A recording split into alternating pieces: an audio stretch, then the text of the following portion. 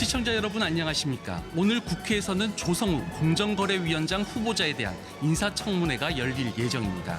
곧 있을 청문회에서는 조 후보자의 도덕성과 전문성을 검증하기 위한 여야의 날선 공방이 이어질 것으로 보입니다. 잠시 뒤면 청문회가 열리는데요. 여야 청문위원들이 하나둘 청문회장의 입장에 청문회 시작을 기다리고 있습니다. 조성욱 후보자도 자리에 앉아 청문회가 열리기를 기다리고 있습니다. 오늘 인사청문회에선 조 후보자가 3년간 한화의 사회이사로 일할 때 한화가 3차례에 걸쳐 공정거래법을 위반한 것에 대해 공방이 오갈 것으로 보입니다.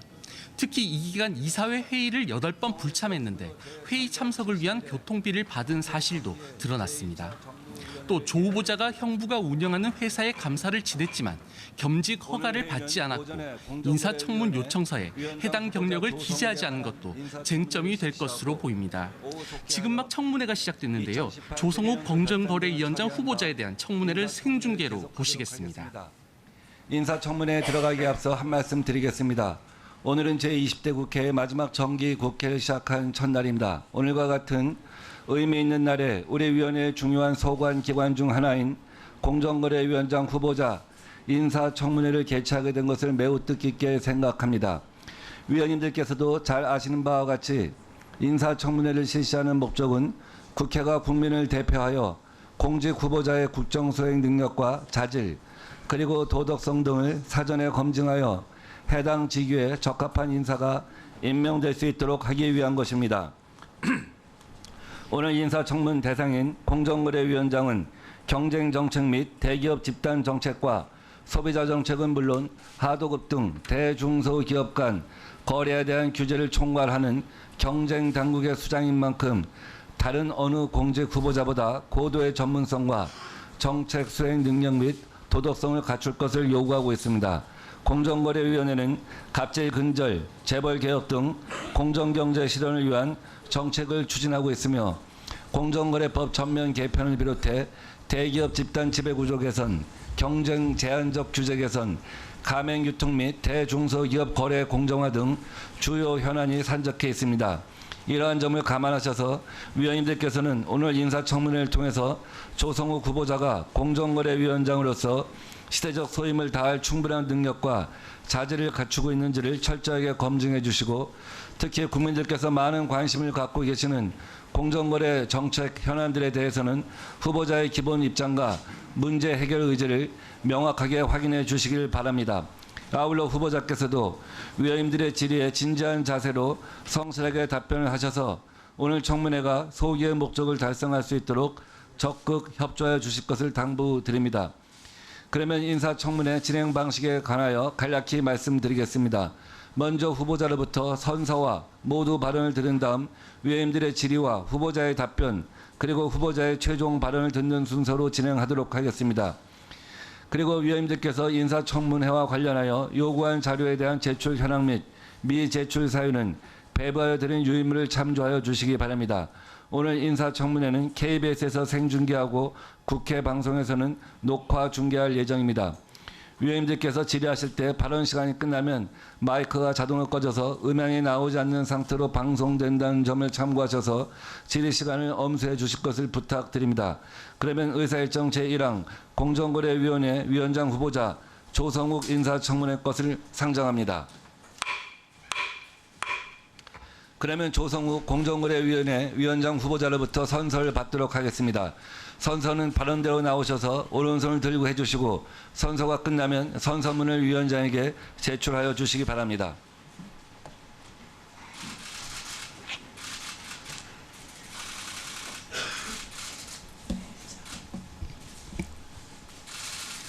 선서. 공직 후보자인 본인은 국회가 실시하는 인사청문회에서 양심에 따라 숨김과 보탬이 없이 사실 그대로 말할 것을 맹서합니다. 2019년 9월 2일 공직 후보자 조성욱.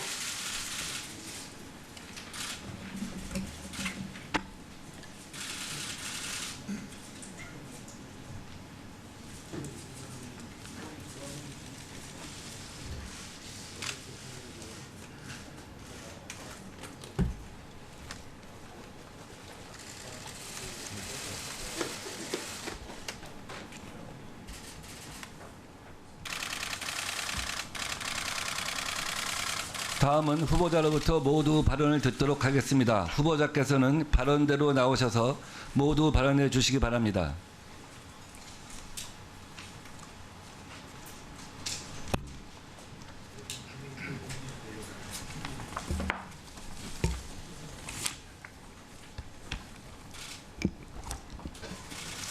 존경하는 민병두 위원장님, 그리고 정무위원회 위원님 여러분, 공정거래위원회 위원장 후보자로 지명받은 조성욱입니다. 바쁘신 의정활동 가운데서도 인사청문회 준비에 애쓰신 위원장님과 위원님들의 노고에 진심으로 감사드립니다. 저는 오늘 공정거래위원회 위원장으로서의 자질과 업무 수행 능력을 검증받고자 이 자리에 섰습니다. 위원님들과 국민들께서 저희 업무 수행 능력과 자질을 객관적으로 평가하실 수 있도록 청문회 전 과정에 걸쳐 진솔하고 성실하게 답변 드릴 것을 약속드립니다. 존경하는 위원님 여러분, 최근 우리 경제는 저성장의 고착화와 함께 미중 무역 분쟁, 일본의 수출 규제 등 불확실한 대외 여건에 직면해 있습니다. 이러한 위기를 극복하고 4차 산업혁명 시대에 맞는 경쟁력을 갖추기 위해서는 공정경제 확산을 통해 경제의 체력을 키워야 합니다. 또한 낡은 규제와 구조적 시장 진입 장벽을 철폐하고 반경쟁적 행태 개선을 통한 시장 구조 개혁으로 시장에 활기를 불어넣어야 합니다. 저에게 공정거래위원장으로 일할 수 있는 기회가 주어진다면 공정거래위원회가 시장 경제의 파수꾼 역할을 책임지고 시대적 과제인 공정경제 정책을 흔들림 없이 추진할 수 있도록 최선을 다하겠습니다. 공정거래위원회 본연의 임무인 소비자 안전과 권익을 보호하고 시장 경쟁을 유지하기 위한 경쟁 정책을 견고하게 빈틈없이 추진하겠습니다. 제가 취임하게 되면 역점을 두어 추진하고자 하는 몇 가지 과제에 대해 보다 구체적으로 말씀드리도록 하겠습니다. 첫째, 가불관계에서 발생하는 불공정 행위를 철저하게 감시, 제재하는 한편 모범적인 기업들에게는 유인책을 주어 기업들이 자율적으로 유기적인 상생협력 체계를 구축하도록 유도하겠습니다. 특히 대기업들이 일감을 적극적으로 개방할 수 있는 유인체계를 마련하도록 노력할 것입니다. 둘째, 을의 위치에 있는 사업자가 정보의 비대칭성으로 인해 손해를 보는 일이 없도록 정보에 대한 접근성과 투명성을 높여나가 구조적 가불 문제를 완화시키겠습니다. 가맹 희망 점주가 가맹본부의 주요 정보를 사전에 알 수 있도록 하겠습니다. 셋째, 소재, 부품, 설비 산업 등에서 국내 기업이 경쟁력을 확보할 수 있도록 불확실성을 최소화시키는데 공정위가 할 수 있는 역할을 찾아보도록 하겠습니다. 혁신적이고 경쟁력 있는 중소기업을 발굴해 장기적인 성장 파트너로 육성하기 위한 투자 결정이 공정위의 규제 대상인지 여부에 대하여 사전 심사를 청구하는 경우 최대한 신속히 심사하도록 할 것입니다. 넷째, ICT 사업자의 독과점 남용 행위를 제재할 때 균형 잡힌 시각으로 접근하여 혁신적 경제 활동을 부당하게 저해하는 일이 없도록 시장 혁신을 촉진하는 역할을 충실히 수행하겠습니다. 다섯째, 경쟁 주창자로서 경쟁 제한적 규제에 대한 개선 의견을 개진하고 혁신 성장과 관련된 규제 개선 사항을 발굴함으로써 진입 장벽을 낮추고 경쟁을 촉진하는 방안을 적극적으로 발굴해 추진하겠습니다. 여섯째, 최근 소비자 피해 증가에 따라 소비자의 안전과 건강에 대한 우려가 높아지고 있는 상황에서 소비자 안전 및 소비자의 정보 접근권을 강화할 수 있는 방안을 적극 고민해 보겠습니다. 마지막으로 시장 경제의 수호자인 공정위가 본연의 역할을 하기 위해서는 국민들의 신뢰를 회복하는 것이 무엇보다도 중요하다고 생각합니다. 저는 공정위가 높은 수준의 전문성과 공정성뿐만 아니라 완벽한 수준의 청렴도를 갖추어 국민들로부터 신뢰받을 수 있는 조직이 될 수 있도록 최선의 노력을 다하고자 합니다. 공정위는 지난해 8월부터 조직 쇄신 노력의 일환으로 공직 윤리를 강화하고 엄격한 내부 통제 시스템을 운영하고 있습니다. 제가 취임하게 되면 조직 쇄신 방안을 엄격하게 집행하면서 부적절한 유착 의혹이 다시는 발생하지 않도록 각별히 노력하겠습니다. 다만 외부와의 소통 단절로 인해 현실을 이해하지 못하고 전문성이 저하된다는 우려가 있는 만큼 현장과의 소통을 강화하고 높은 수준의 전문성, 조사 및 분석 역량을 제고하는 데에도 관심을 가지고 고민해 나가겠습니다.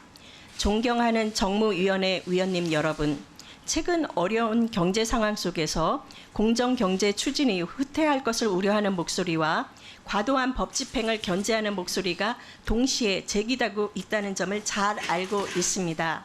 저는 공정위가 시장 규칙에 따라 공정한 경쟁이 이루어지도록 감시하는 심판자로서 일관된 원칙에 따라 판단하고 집행하는 것이 무엇보다 중요하다고 생각합니다.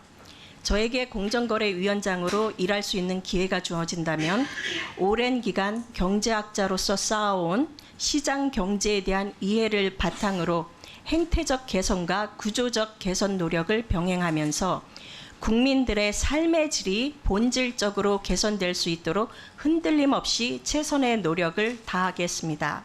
또한 공정위 직원들과 함께 국민들의 목소리에 귀를 기울이고 국회와 긴밀히 협조하면서 소통하고 협업하는 공정거래위원장이 되겠습니다.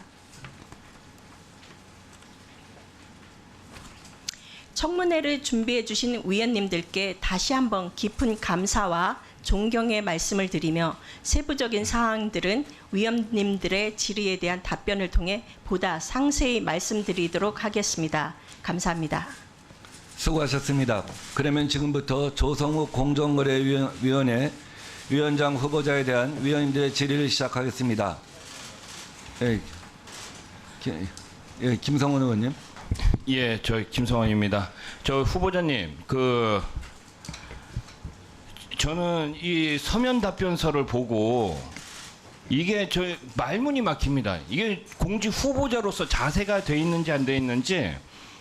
아니, 서면 답변서 저희 후보자님 검토 거쳐갖고 나온 거죠? 네, 그렇습니다. 성실하게 작성하셨습니까? 성실하게 작성하도록 노력을 성실하게 했습니다. 작성- 의사 진행 발언 일밀답을 하지 마시고 알겠습니다. 의사 잠깐만요. 진행 발언하십시오. 저 위원장님, 언제서부터 우리가 이렇게 했다고 지금. 자, 위원장님, 이 서면 답변서 한번 보십시오. 그러니까 첫 번째는요, 거의 대부분 똑같은 의미로 후보자로서 답변 드리기 적절치 않은 걸 양해 바랍니다. 거의 대부분 이런 식으로 답변하고 또 하나는 아니 기업 규제에 대한 질문을 해도 공정이 소관이 아니라는 답변이 오고요. 또 하나는 자기가 불필요한 부분에 대해서는 답변 드리기 어렵다고 하고 그다음에 저기 좋은 부분에 대해서는 좋게 얘기하고 저는 이러한 서면 답변서를 제출한 후보에 대해서 이 인사청문회 진행시켜야지 되는지 서면 답변서 5까지 다시 제출하라고 좀 강력하게 요청해 주십시오. 그러고서 시작하는 게 맞지 않을까 이렇게 생각합니다. 예, 김성원 의원님 의사 진행 발언의 취지는 청문회에서 후보자의 자질을 평가하기에 서면 질의 답변서가 충분치 못하다는 것 같습니다. 그래서 실질적으로 오늘 청문 과정에서 후보자가 의원님들의 그 궁금증이 해소될 수 있도록 그것은 결국 국민의 궁금증이니까 성실하게 충실하게 답변할 것을 다시 한번 당부드리고 다음에 주호영 의원님. 후보자가 조금 전 양심에 따라 숨김과 보탬이 없이 말하겠다고 선서까지 했는데요.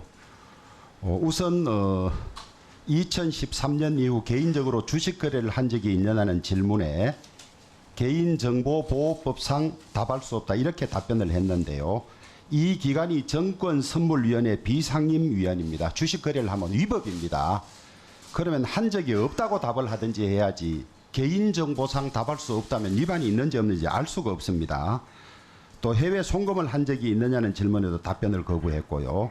상가 두 채에 대한 소유 경위, 임대 수익 증빙 서류, 계약서 모두 제출하지 않고 있습니다. 특히 감사를 맡고 있는 형부회사인 에코젠, 이게 지금 현재도 기업 재무정보에는 감사로 공시되고 있습니다. 그런데 5년 이전에 감사를 그만뒀다 그러면서 아무 자료가 없다고 제출하고 있지 않아서 정작 중요한 데 관해서는 거의 답변을 거부하든지 자료를 내고 있지 않기 때문에 원만한 인사청문회 진행을 위해서 위원장님께서 이 자료 제출을 독촉하고 명해 주시기 예. 바랍니다. 조성욱 후보자님, 제가 우리 주호영 의원님 그 의사진행 발언을 갖다 들으면서 일견 느낌상으로는 그것이 그 개인 정보를 이유로 자료 제출을 거부할 사항으로 보이지는 않습니다. 원만한 오늘 청문회가 진행될 수 있도록 관련 자료를 갖다가 빠른 시일 내에 빠른 시간 내에 제출해 주시기 바랍니다. 다음은 김선동 의원님. 저는 인사청문회를 하면서 그 관련된 자료를 본인과 관련된 자료 제출을 인사청문회 당사자가 부동의해서 자료를 받지 못하는 인사청문회 제가 본 적이 없거든요. 근데 지금 제가 우리 그 후보자의 휴가 출장 내역에 대해서 저희들이 이건 전면적으로 좀 파악할 필요가 있어서 자료를 요청을 했더니 이게 서울대학교에서 온 답변 자료입니다. 여기서 보면 조성욱 후보자가 국제통화기금 초빙연구위원 관련해서 서울대학교에 제출한 서류 사본 IMF의 초빙연구위원으로 가셨습니다. 그래서 이게 어떤 기관에 어떻게 갔는지 알아보려고 했는데 답변이 없습니다. 그리고 조성욱 후보자의 초빙연구 관련 수발신 공문 사본 다 주라 그랬는데 준 게 없습니다. 그리고 더더군다나 그 조성욱 후보자의 휴가 공가 출장 내역 달라 그랬는데 서울대학교에서 온 자료에 보면 이렇게 되어 있습니다. 후보자 자료 제공 부동의로 인하여 미제출. 이래가지고 저희들이 이거 할 수 있겠습니까? 이거 후보자께서 위원장님 좀 물어봐 주시고요. 후보자께서 스스로 예. 자료 제출을 미동의한 건지 물어봐 주시고 이거 오전 중에 이걸 저희들이 받아야 청문회를 내실 있게 할 수 있다고 생각합니다. 이 부분에 대해서 이건 전례가 없는 일입니다. 예. 이 부분에 대해서 좀 따져주시기 바랍니다. 지금 김선동 위원님께서 요구한 자료는 사생활 보호하고 직접적으로 연결되어 있지는 않는 사안으로 보이는데 왜 후보자께서 부동의를 하셨는지 또 제출을 갖다가 하는 것이 온당하다고 보는데 어떻게 하실 생각인지 답변해 주시기 바랍니다. 예. 먼저 주호영 의원님께서 말씀하신 2013년 이후 주식거래, 외환거래에 대해서는 제출할 예정입니다. 그리고 말씀드리면은 주식거래는 2013년 이후 한 적이 없습니다. 그 전에 보유한 주식은 증권선물거래위원회의 비상임이 되는 순간에 모두 다 상장 기업의 주식은 매도를 하였습니다. 예, 그런 점에서 제가 주식거래와 외환거래 그리고 매매 정보에 대해서는 제출할 예정입니다. 다만 제가 이 부분에 대해서 일부 자료에 대해서 제출을 갖다가 부동의한 점은 의원님들께서 저희에게 요구하신 자료 중에는 제 자료뿐만 아니라 거래 상대방에 대한 정보가 필요한 부분이 있었습니다. 그분들은 개인적인 정보 보호를 위해서 제가 부동의를 한 적이 있습니다. 하지만 의원님들께서 요구하신 주식거래 정보, 외환거래 정보, 매매 정보는 제가 제출을 하겠습니다. 두 번째. 예, 그리고 김선동 네, 의원님. 말씀드리겠습니다.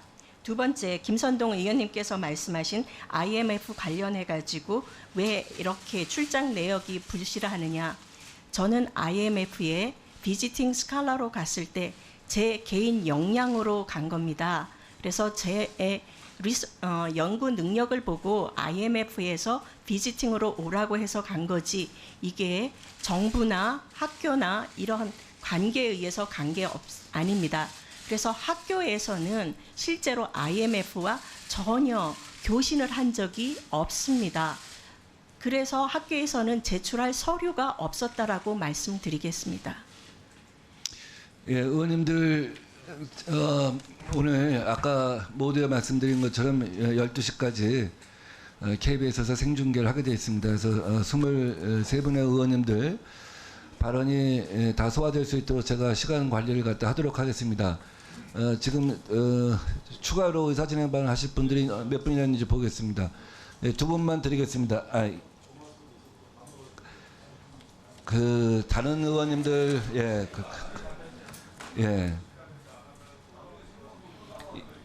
그래서 김종석 의원님하고 추혜선 의원님 두 분 드리겠습니다. 김종석 의원님. 네, 저는 간단한 자료 요청입니다. 후보자는 주식회사 한화의 사회이사로 2010년부터 13년까지 근무했습니다. 그리고 또 2000년부터 2012년까지 12년 동안 형부가 운영한 회사의 감사를 지냈습니다. 보도된 대로 학교에 겸직 허가 신청을 하지 않고 국회에 제출한 인사청문 요청안에도 이 사실은 누락되어 있습니다. 규모가 작은 회사고 무보수 비상근이라서 겸직 허가 대상인 줄 몰랐다고 합니다.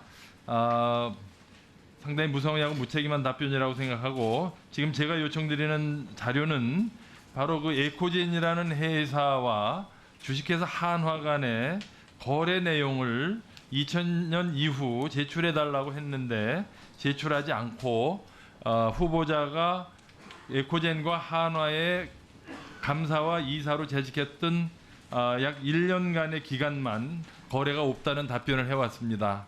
본 의원은 2000년 에코젠 감사로 근무할 때 이후, 그리고 한화의 그 사회이사로 근무했던 2013년까지 에코젠과 한화의 거래 내역 전체를 제출해 줄 것을 요청하는 바입니다. 추혜선 의원님까지 의사진행 발언하고 나서 예발 답변해 주시기 바랍니다.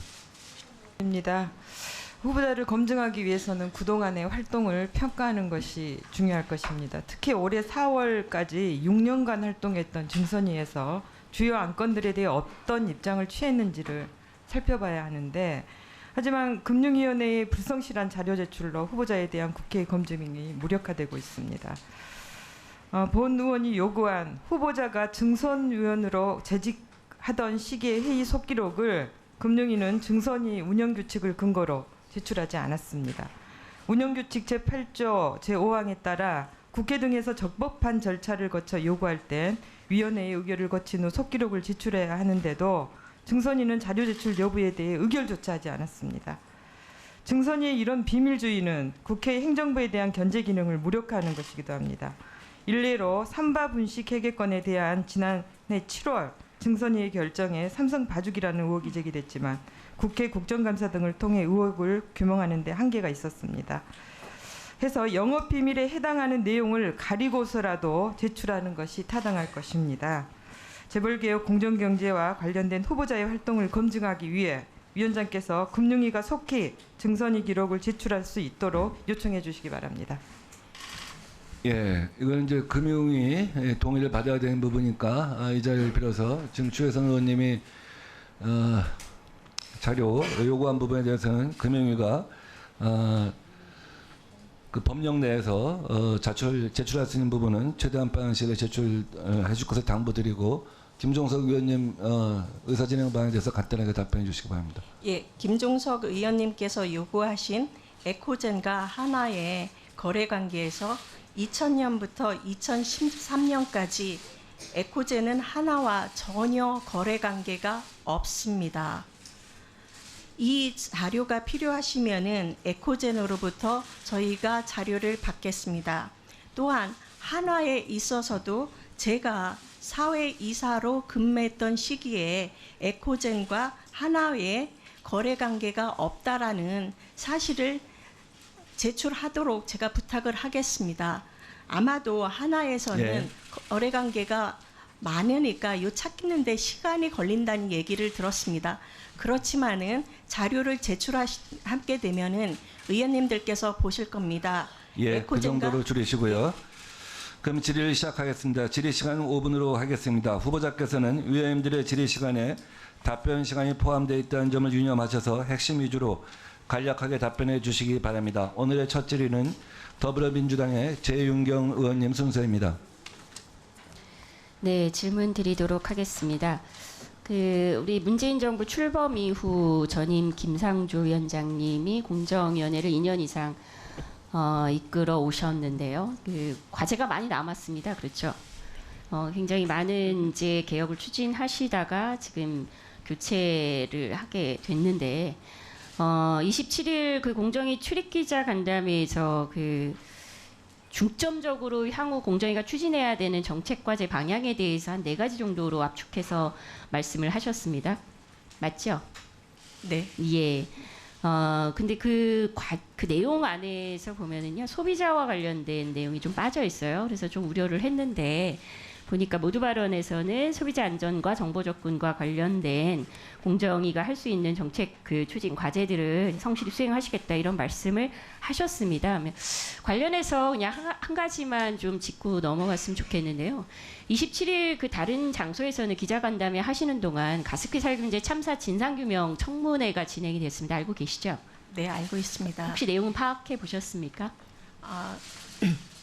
가습기 사건에 대해서는 우리 사회의 참사로서 얼마나 아니, 그러니까 그 청문회 내용은 파악해 보셨나요? 거기에서 공정위가 향후 추진해야 될 과제가 2가지 정도가 반드시 좀 짚어봐야 될 과제가 있는 것 같아요. 그래서 먼저 그 SK케미컬 애경산업 이런 가해 기업이 이 협의체를 구성해서 가습기 살균제 특별법 개정안 통과를 하는 데 있어서 가해 기업이 협의체를 구성해가지고 법 통과를 저지한 정황이 그 당시 청문회에서 공개가 되었다고 합니다. 그리고 또 하나 이제 중요한 점이 공정위와 조사 대상 기업들 간의 유착 정황도 언급이 되었다고 하는데 이 내용 보고 받으셨나요? 이 내용은 제가 후보자 신분이라 공정위에 관한 내부 정보라 제가 받지를 못했습니다. 아직 못 받으셨나요? 네. 그러니까 이 문제 제기가 있었습니다. 그래서 소비자 권익 보호에도 당연히 앞장서실 거라고 저는 그 믿고요. 그 공정위원장이 되시면은 첫 번째로 이 참사와 관련해서는 전 국민들이 분노하고 또 이 문제를 해결해 나가는 데 있어서의 그 정부에 대한 신뢰 그리고 특히 공정위의 역할에 대해서 많은 국민들이 의문점을 갖고 있습니다. 그래서 이 부분을 먼저 해소하실 것을 좀 강력하게 좀 제안을 드립니다. 그렇게 해주실 수 있겠죠? 네, 의원님 의견을 받아들여서 제가 취임하게 되면은 꼭 수행해야 되는 과제 중에 하나로 적극 검토해 보겠습니다. 예, 그리고 또 하나 그 하도급 그 관련된 그 시장 질서 이것도 사실은 전임 우리 김상조 위원장님께서 많은 개혁을 추진을 하셨는데 사실 물론 뭐 이제 2년이라는 시간이 모든 개혁 과제들을 다 완성하기에 충분한 시간이었다라고 평가하기는 좀 어려울 것 같습니다. 뭐 그래서 굉장히 많은 과제가 남아 있는데요.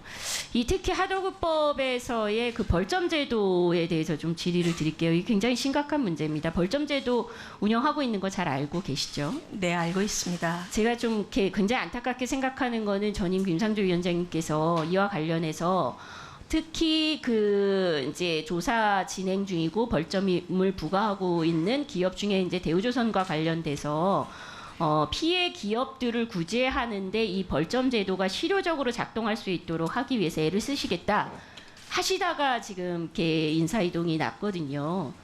그래서 이제 공정위에서 자체적으로 이 벌점 제도를 실제로 그냥 이 공정위에서 하도급법 위반한 기업들한테 벌 주고 그리고 혼내주고 야단치고 그런 어떤 페널티를 제공하는 목적으로만 이 제도를 운영하는 건 아니지 않습니까? 이따 오후에 추가 질의 때도 제가 더 자세히 여쭤보겠는데요.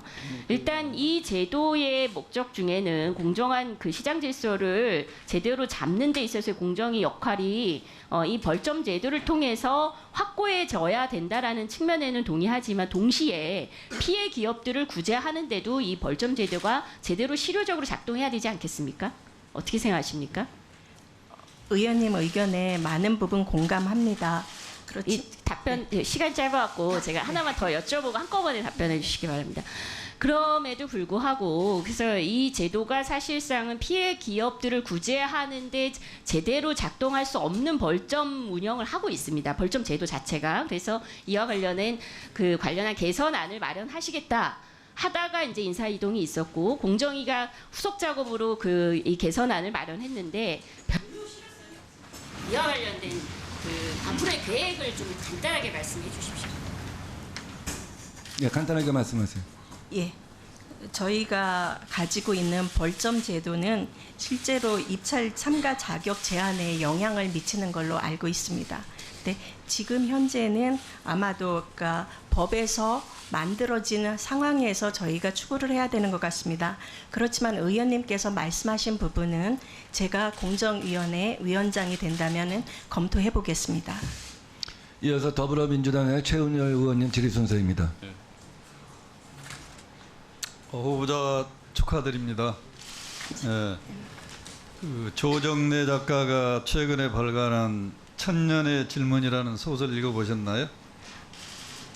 예, 사실은 잘 읽어보지를 못했습니다. 네. 나중에 시간 되시면 꼭 한번 읽어보시기 네, 바랍니다. 그러겠습니다. 그 작가적인 시각에서 한국 사회가 왜 이 경제 민주화가 필요한가를 역설하는 그런 내용이어서 저는 굉장히 감명 있게 읽어봤는데요. 그분이 경제 민주화 정의도 잘했더라고요. 기업의 독점을 제한하고 공정한 시장 질서를 통해서 국민 경제의 균형적인 발전을 꾀하기 위해서 경제 민주화가 필요하다. 이를 위해서는 선진국 수준으로 기업들의 투명하고 합법적으로 경영할 수 있는 시스템을 갖춰야 된다 이렇게 제안하셨는데 이런 제안에 대해서 어떻게 생각하시나요? 예, 좀 의원님께서 말씀하신 조정래 작가의 작품을 읽지는 못했으나 지금 의원님께서 말씀하신 내용에는 동감합니다. 예. 우리 후보자께서도 아직 우리 사회 경제 민주화가 더 진행돼야 된다는데 동의하십니까? 예, 경제 파악해 보시니까 어느 정도 수준이 와 있던가요? 과거보다는 많이 진전은 된 것 같지만 여전히 저희는 개선할 부분이 있다라고 생각을 합니다. 제일 핵심적인 내용은 뭐라고 보십니까? 아마 핵심적인 내용에서 가장 중요한 거는 갑을 관계가 아닐까. 그리고 갑을 관계는 어떻게 보면 힘의 불균형에서 오는 게 아닐까 이런 생각을 하고 있습니다. 저는 이 조정래 작가가 얘기한 대로 그런 어떤 시스템을 갖추는 것 우선은 그게 이제 지배구조지 않겠어요? 네. 우리 후보자께서 세계적으로 유명한 저널 파이낸셜 이코노믹스에 게재한 그 논문에서도 기업의 지배구조가 후진적인 기업의 특징은 뭐라고 발견하셨죠?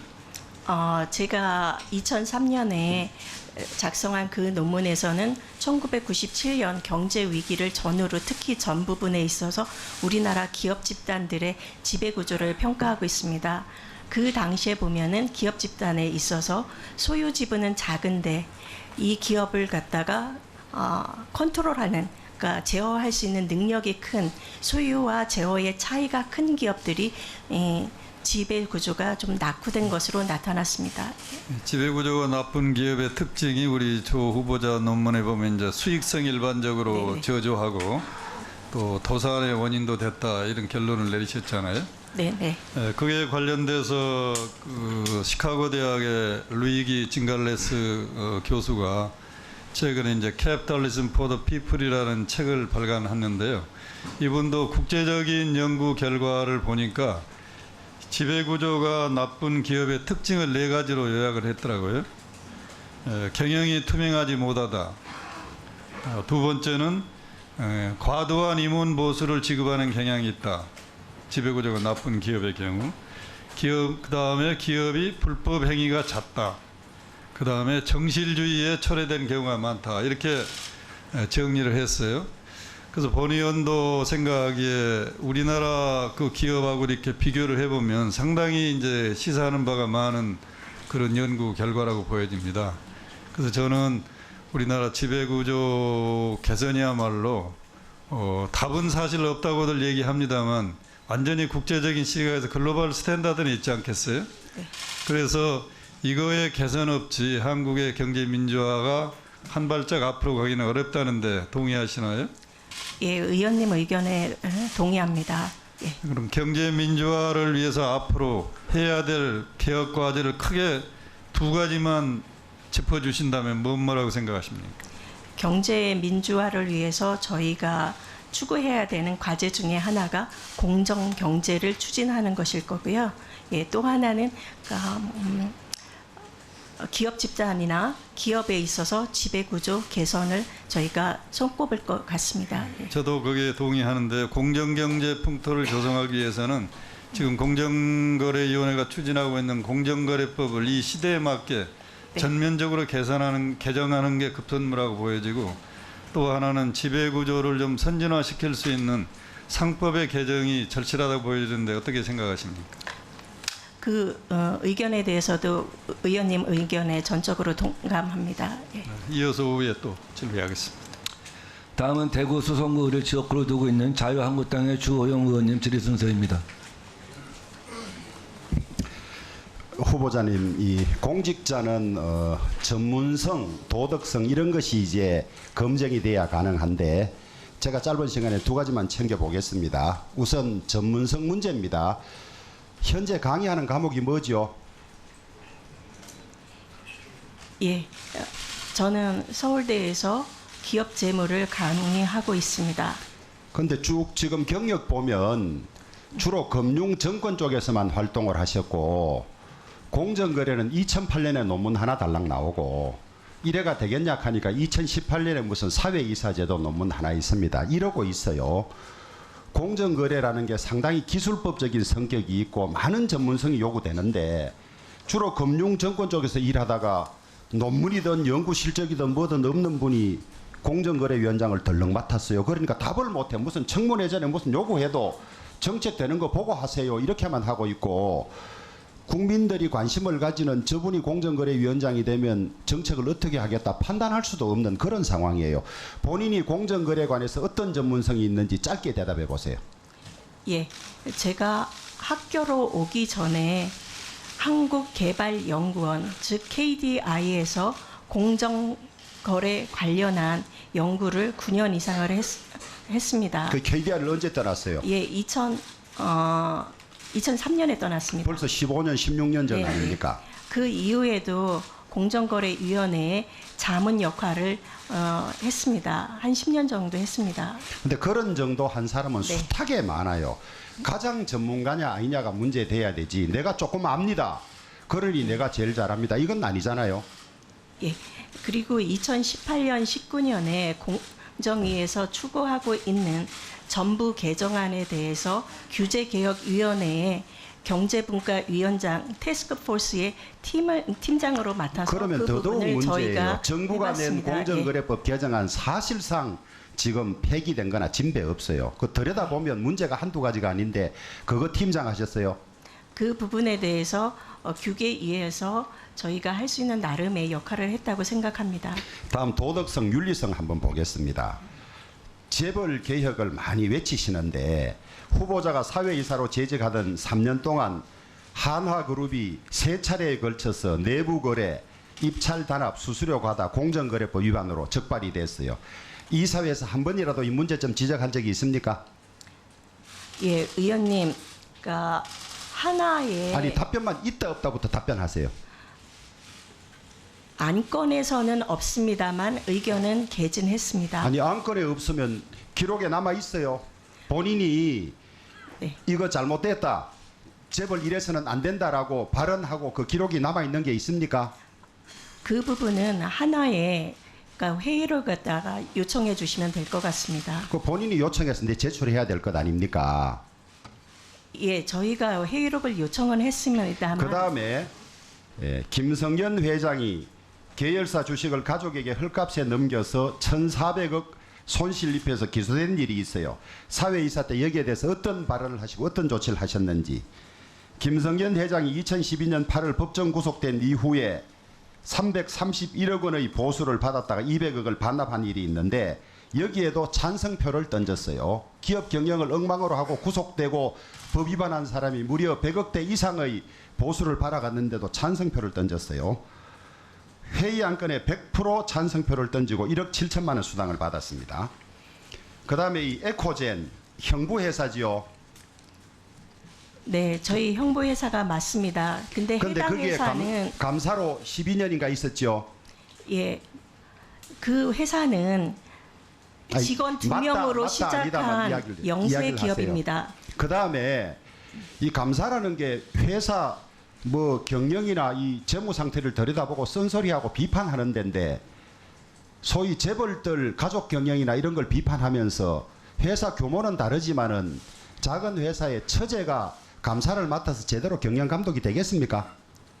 네, 그 회사는 실제로는 저희 형부의 친척, 가족 그리고 친구들이 모여가지고 자본금 3억 원을 아니 만들어서 그럴수록 감사는 했습니다. 더더욱 외부 사람이 와서 제대로 들여다봐야죠. 친척 친지들이 모여서 회사 경영하면 한 사람이 하면 다 따라가고 하는데 누군가는 아니라고 말해줄 사람이 감사인데 처제가 들어가서 무슨 감사를 하겠어요. 그리고 아까 의사진행 발언에도 말씀을 드렸습니다마는 지금도 회사 경영 공시에는 감사로 나와 있습니다. 근데 본인은 일찍 감사를 그만뒀다고 주장하시는데 회사 등기부등본 한번 내보세요. 언제 감사를 사임했는지 등기부등본 제출해 주세요. 예, 등기부등본 제출하겠습니다. 그리고 등기부등본 제출하겠습니다.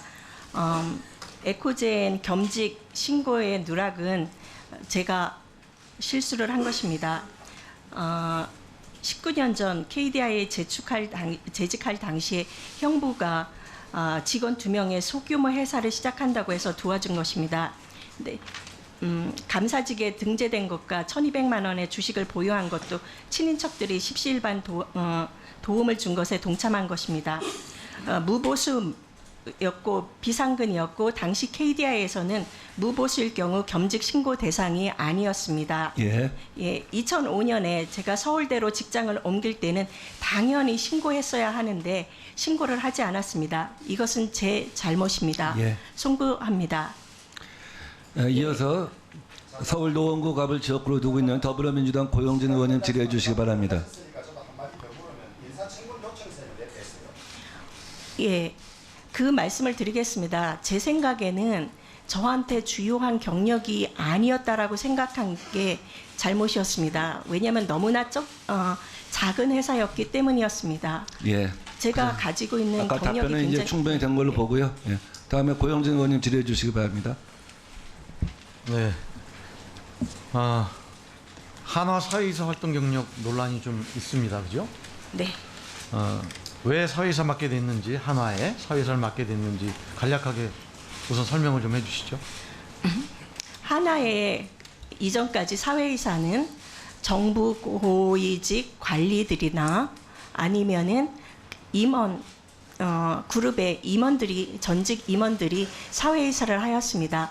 저는 그 당시 하나가 조직 개선과 또한 대외적으로 기업 지배 구조를 개선할 이유가 있었기 때문에 저를 기업 지배 구조 전문가로서 독립적인 사회이사로 영입한 것으로 알고 있습니다. 그렇게 가셔서 원래 들어갈 때 생각대로 뭐 어떤 역할을 하셨어요? 어떤 기여를 하셨다고 보는지 또 답변 좀 해주시기 바랍니다. 예, 제가 충분하지는 않지만은 저는 사회이사로 활동하면서 준법 경영 강화를 지속적으로 요구했고 제가 주장한 하나의 내부 통제 기능 강화 방안이 실제로는 2012년 2월에 이사회에서 의결이 됩니다. 이때 의결된 내용을 보시면은 내부 거래 독립성 및 거래 금액을 강화하고 공시 감독 기능을 추가를 하고 타 법인 출자와 처분 그리고 공정자산 취득과 처분 요건을 2배로 강화하는 내용이 들어가 있습니다. 사회이사를 포함한 이사진은 상장된 안건의 표결만 하는 것이 아닙니다. 저는 준법 경영과 경영 혁신을 지속적으로 요구를 했고 이 요구가 안건으로 만들어져서 2012년 이사회에서 통과된 것입니다. 그리고 제가 최초로 좀 짧게 해주세요. 간단하게. 네. 예, 저를 사회이사로 독립적인 사회이사로 영입한 다음 한화에서는 독립적인 사회이사가 역할을 한다는 걸 알고 2013년에는 또 다른 그러니까 독립적인 사회이사로 교수 출신의 사회이사를 추가로 또 선임하였습니다. 추가로 하면 더 우리 후보의 역할을 보고 더 추가했다 그런 말씀이신 거죠? 네, 저는 그렇게 생각합니다. 하여튼 그렇게 믿겠고요. 그런데 한 가지 조금 저는 좀 의아스러운 게 그 2010년 3월에 사회이사 선임되고 5개월 만에 미국으로 안식년 그 연구활동 떠나신 거죠? 네, 그렇습니다. 안식년 이미 계획돼 있었을 거 아니에요? 네, 맞습니다. 근데 그런 경우라면 사회이사 선임 요청을 좀 거절하고 뒤로 미루는 게 일반적이고 상식적인 거 아닙니까? 네, 제가 사회이사로 선임되기 이전에 미국으로 연구년을 떠나기로 돼 있던 건 맞습니다. 다만 제가 그럼에도 불구하고 사회 이사를 승인한 거는 실제로 미국에 갔을 때 정기 이사회를 참석할 생각이었습니다. 그리고 실제로 참석하도록 노력을 했고요. 네, 이 과정에 그거는 제가 볼 때는 현실적으로 맞지 않는 얘기인 것 같고 미국에서 활동하면서 정기 이사회를 참석하러 왔다 갔다 하실 계획이었다 그런 말씀이신 거예요? 네, 실제로 제가 정기 이사회에 참석을 했습니다. 조금 사려 깊지 않았다는 판단은 제가 하고 있고요. 그 정도로 답변은 하고 사실 거기 하나의 등기 임원이 총 9명이지 않습니까? 네. 사회가 5명이고 사내가 4명인데 사회가 1명이 빠지면 4대 4가 되잖아요. 네. 그러면 총수의 의사결정 지배력이 더 커진다 이런 지적도 할 수 있는 거 아닙니까? 그러니까 저는 그런 행동은 좀 더 신중하게 결정했어야 된다 그런 말씀을 드리고 싶은 겁니다. 향후에는 보다 신중하게 처신하도록 하겠습니다. 전속 고발권 관련해서 후보자 견해를 좀 묻겠습니다. 전속 고발권 길게 얘기 안 해도 다 아실 테니까요. 가격 담합, 입찰 담합 등 사회적 비난 가능성이 큰 경선 담합에 대한 전속 고발제를 폐지하는 내용을 담은 공정거래법 전부 개정안을 김상조 위원장 퇴재 때인 작년 11월에 국회에 제출했습니다. 그렇죠? 이 전속 고발권 폐지는 대통령의 주요 공약이기도 합니다. 그런데 김상조 위원장이 정책실장으로 가면서 공정위 내부와 한간에서는 아쉽다는 반응을 보이면서도 속으로는 쾌재를 불렀다는 얘기가 나오고 있습니다. 바로 공정위가 마련해서 입법 예고를 거쳐 국회에 개정안을 제출한 전속 고발권 폐지가 물 건너갔다 이런 인식에 대해서 어떻게 생각을 하시고 전속 고발권 폐지에 대해서 또 어떤 생각을 가지고 계시고 대통령 공약대로 전면적인 전속 고발권 폐지에 대해서는 어떤 견해를 갖고 계신지 답변 주시기 바랍니다. 지금 공정위 전부 개정안에 들어가 있는 내용에서는 전속 고발권 폐지 중에 경선 카르텔에 한해서 저희가 전속 고발권 폐지를 갖다 요구한 것으로 알고 있습니다. 전면적으로 하는 부분에 대해서는 많은 우려가 있는 것으로 알고 있습니다. 많은 분들께서 소송 남발 아니면은 이 형사범 처벌까지도 해야 되는 거냐 경제사범에 대해서 이런 부분이 있는 것과 그리고 또 실제로 이 집행을 하게 됐을 때 발생하는 우려가 있어서 사회적인 폐해가 큰 입찰 담합에 관해서만 전속 고발권 폐지를 하는 걸로 저희가 안을 올린 걸로 알고 있고 저는 그 안을 네, 동의합니다. 예. 이어서 서울 도봉구를 지역구로 두고 있는 자유한국당 김선동 의원님 질의 순서입니다. 네, 서울 도봉구구 출신 김선동 의원입니다. 저는 오늘 그 후보자의 도덕성 문제, 그 다음에 국가공무원법이나 소속된 기관의 룰을 제일 잘 따르셨는지 하는 준법 의식의 문제, 그 다음에 경제관념의 문제, 그다음에 공정거래위원장으로서 정말 전문성이 계신가 이런 문제를 제가 질의를 드리고자 합니다. 우선 제일 먼저 가장 도덕성 관련된 기초 사실관계를 질의를 드리겠습니다. 서면 답변서에 보면 대기업 경력을 활용한 적이 없다라고 이렇게 답변을 아주 딱 하셨는데 저희가 그래서 다 찾아봤습니다. 찾아보니까 대기업 경력을 활용한 적이 있습니다. PPT 저기 나와 있는데요. 저희 보면 한국 마사회 공모 지원을 하신 적이 있습니다. 여기에서 보면 스스로 쓰신 자기 소개서에 어떻게 되어 있냐면 저는 민간 기업에서 독립적인 사회이사로서 매우 예외적으로 2번에 걸쳐 주총에서 선출된 경험이 있습니다. 일반적으로 민간 기업에서 독립적인 사회이사의 경우 연임이 되는 경우는 매우 드물다고 알려져 있습니다. 자화자찬까지 하셨어요. 그리고 저는 오랫동안 연구와 공기업 및 민간 기업에서 쌓아온 저의 경험을 한국 마사회에 적용하고자 합니다. 이렇게 본인이 저희들에게 제출한 자료와 정반대 말씀하셨습니다. 잘못된 건 이거 그냥 사과하시죠. 예, 사과드리겠습니다. 예, 사과하셨습니다. 자, 두 번째, 서울대에서 아까 우리 그 질의에 좀 나왔던 얘기입니다만 IMF 초빙연구위원으로 가셨을 때 아까 포인트를 정말 잘 모르시는 것 같은데 비지팅 스칼라로 본인의 능력에 따라서 했기 때문에 서울대하고 IMF하고 주고받은 서류가 있을 리 없다 이런 말씀을 하셨는데 질문의 포인트는 뭐냐면요. 서울대에 재직을 하면 그 당시가 국가공무원법이 적용되는 시절입니다. 그러면 당연히 연구원이라는 겸직을 하게 되면 신고를 해야 되는 겁니다. 그것도 지금 이게 3개월입니까? 자료를 달라니까 하나도 안 주셔서 3개월 동안 IMF 가 계신 거죠? 정확히는 3개월이 아닙니다. 그러니까 자료 주셨으면 지금 제가 이런 시간 제가 로스가 없는데 이거 자료를 안 주셨습니다. 그래서 겸직을 하셨습니다. 그것도 3개월 하셨습니다. 이것이 교수로서 강의 기간, 계약 기간이지 우리도 검증을 해봐야 되는데 이런 거 다 무시할 수밖에 검증을 못하도록 이렇게 해두셨습니다. 네. 이거 잘못하신 거죠? 예, 제가 국제통화기금 IMF의 초빙연구위원으로 제가 비직을 여쭙는 했던 거는요. 기간은 6월 30일부터 8월 20일까지입니다. 그래서 그럼 자료를 3개월. 주시지 왜 안 주셨어요? 그리고 네. 제가 지금 묻는 포인트는 뭐냐면 그걸 다시 반복 설명하라 그런 게 아니라 국가공무원법에 겸직 신고를 하게 돼 있는 겁니다. 그리고 이게 3개월에 걸쳐서 가신 겁니다. 그럼 신고를 당연히 하셨어야죠. 사과하시죠?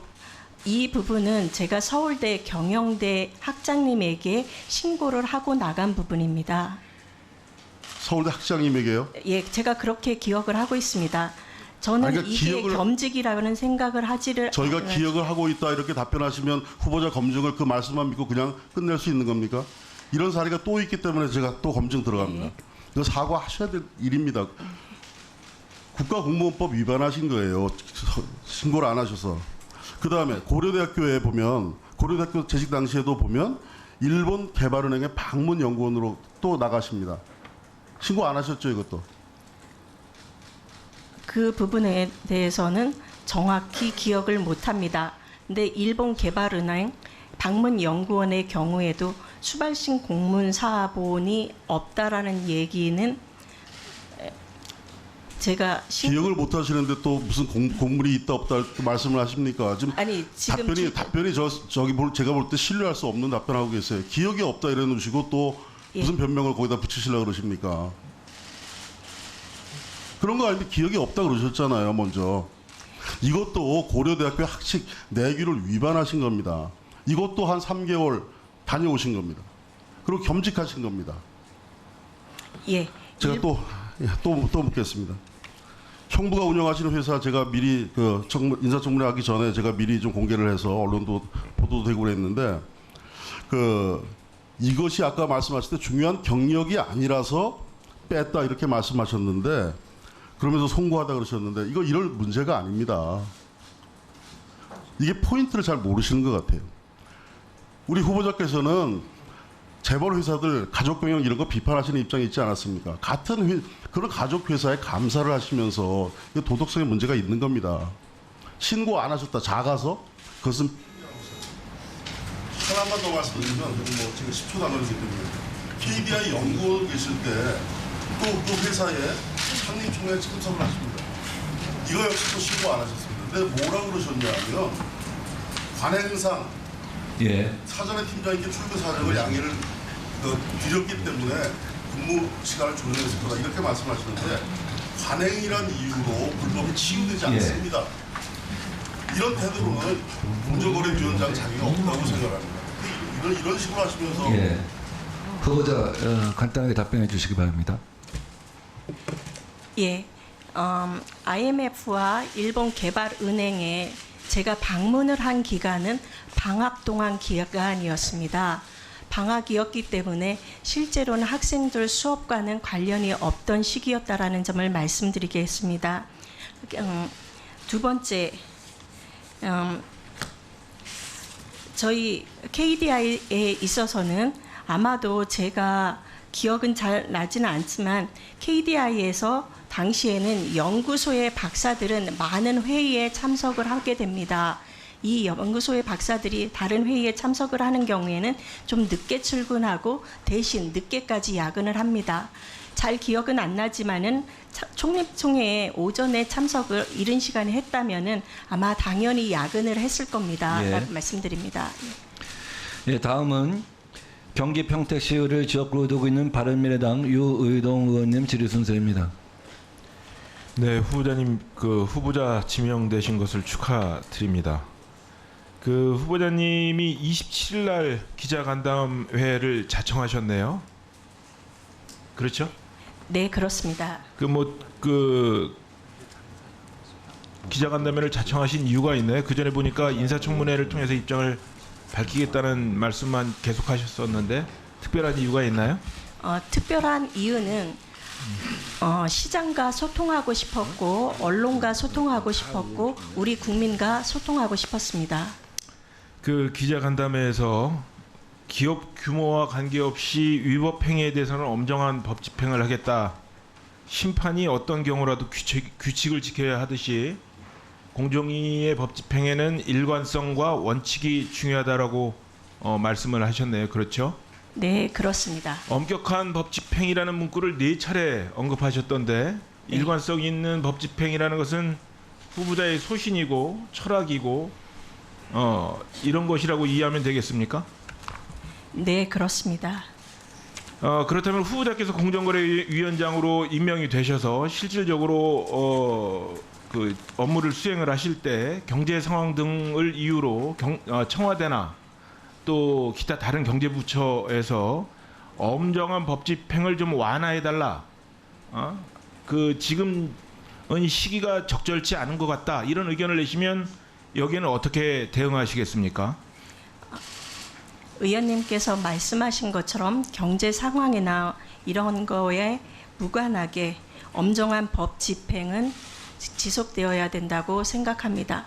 다만 다른 공정위가 가지고 있는 정책이나 아니면은 규제나 이런 쪽에서 경제 상황을 봐가지고 일을 신속히 해주거나 아니면은 기업들이 가지고 있는 불확실성은 제거하거나 이를 완화하는 노력은 할 수 있다고 생각합니다. 제가 듣기에는 앞서서 말씀하셨던 기자간담회에서 말씀하셨던 심판이 어떤 경우라도 규칙을 지켜야 하듯이 공정위 법 집행에는 일관성과 원칙이 중요하다라고 강조하신 것에서는 약간 후퇴하신 게 아닌가 이런 느낌이 드는데요. 그렇게 이해를 해도 되겠습니까? 예, 엄격한 법 집행이고 심판자로서의 역할은 맞습니다. 하지만 경기에서 저희가 얘기하는 거는 의사 결정을 제가 지금 저희가 늦춰가지고 이 말씀을 계속 드리는 이유는 지금 현재 일본이 화이트리스트 한국 재해조치 실행과 관련해서 정부에서 나오는 목소리가 지금 현재 후보자의 소신과 철학을 저해할 수 있겠다라는 우려가 들어서 제가 지금 질문을 드리는 겁니다. 저 화면을 좀 잠깐 보실까요? 지난 5일에 홍남기 경제부총리를 비롯한 그 관계장관 회의가 있었어요. 혹시 알고 계십니까? 예, 언론을 통해서 알고 있습니다. 네, 여기서 소재 부품 장비 경쟁력 강화 대책이라는 것을 논의를 했는데요. 여기에 보면 안정적인 소재 부품 장비 공급을 위해서 계열사 간 내부 거래, 사전 인가를 통한 공동 행위 이런 것들을 허용을 할 것이다. 라는 논의를 한 것으로 되어 있습니다. 알고 계신가요? 예, 언론을 통해서 알고 있습니다. 네. 그 후보자님께서 기자간담회에서 말씀하셨던 것처럼 대기업 일감 몰아주기 관행을 비판하셨고 일본의 수출 규제와 관련해서 대기업이 국내 중소기업하고 협력하지 않아서 리스크에 직면한 거라고 쓴소리를 많이 하셨잖아요. 그죠? 그런데 어쨌든 이미 정부는 대기업에 대한 내부 거래, 공동행위 등을 허용한다고 발표를 합니다. 이러한 것에 후보자께서 위원장이 되셔가지고 따르지 않을 도리가 있겠습니까? 그 더 큰 문제는 대기업 내부 거래, 공동행위 이런 것들이 공정거래법의 근간이 되는 내용들이 해법으로 제시가 되었지만 정작 공정거래의 주무부처라고 할 수 있는 공정위는 이 관계장관회의에 제외가 되었습니다. 후보자가 생각하시는 그런 소신과 현실 이런 것들하고는 현실하고는 좀 큰 괴리가 존재하는 것 같은데 이 문제에서 어떻게 풀어나가실 건지 제가 시간이 제약이 돼서 이렇게 질문을 마무리를 짓습니다. 답해 주시죠. 예. 먼저 제가 최근에 일본 수출 규제에 노출된 기업들이 특히 수출 대기업들이 리스크에 직면했다라고 했을 때는 다른 나라의 폴리티컬 디시전 때문에 우리 기업들이 손해를 볼 수 있다라는 이런 의미의 리스크입니다. 이 리스크를 갖다가 줄이기 위해서는 일본에서 수입을 못하니까 이걸 대만으로 가져가자 아니면은 유럽으로 가져가자 이런 얘기가 아니라 한국으로 돌아왔을 때 이 한국으로 돌아오는 게 대기업 입장에서도 리스크를 줄이는 그런 측면이 있습니다라고 얘기를 드릴 겁니다.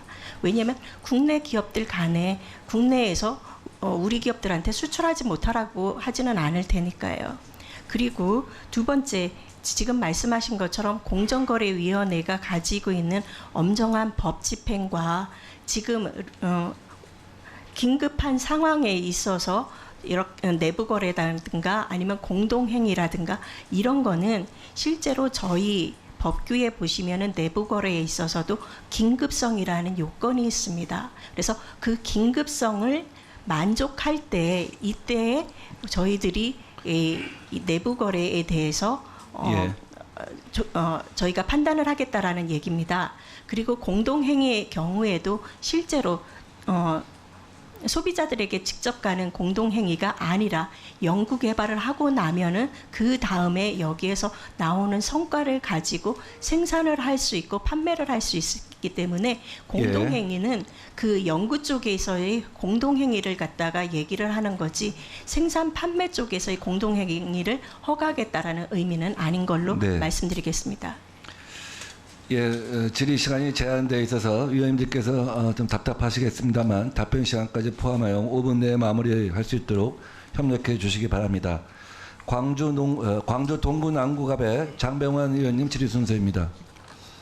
네, 후보자가 뭐 몇 가지 자료 제출을 하지 않고 또 경력에 누락시켰던 사항에 대해서는 이미 또 사과를 하셨기 때문에 저는 도덕적으로는 별 그 문제가 없다고 생각을 합니다. 그러나 후보자가 여러 가지 그동안 그 학자로서 해왔던 그 경력이 좀 그 기업 금융이나 이런 데 좀 치우쳐 있고 또 일반 관리자로서의 경험이 좀 없어서 지금 공정거래를 수장으로서 맞는 것인가 하는 의구심이 좀 많이 있거든요. 그래서 일단 좀 그 점에 대해서 여쭤보겠는데요. 지난 27일 간담회에서 일감 몰아주기 규제 등 실효성 있는 재벌 행태 규정에 주력할 생각이라고 밝히셨고 오늘 모두 발언에서도 공정경제를 흔들림 없이 추진하겠다고 말씀하셨잖아요.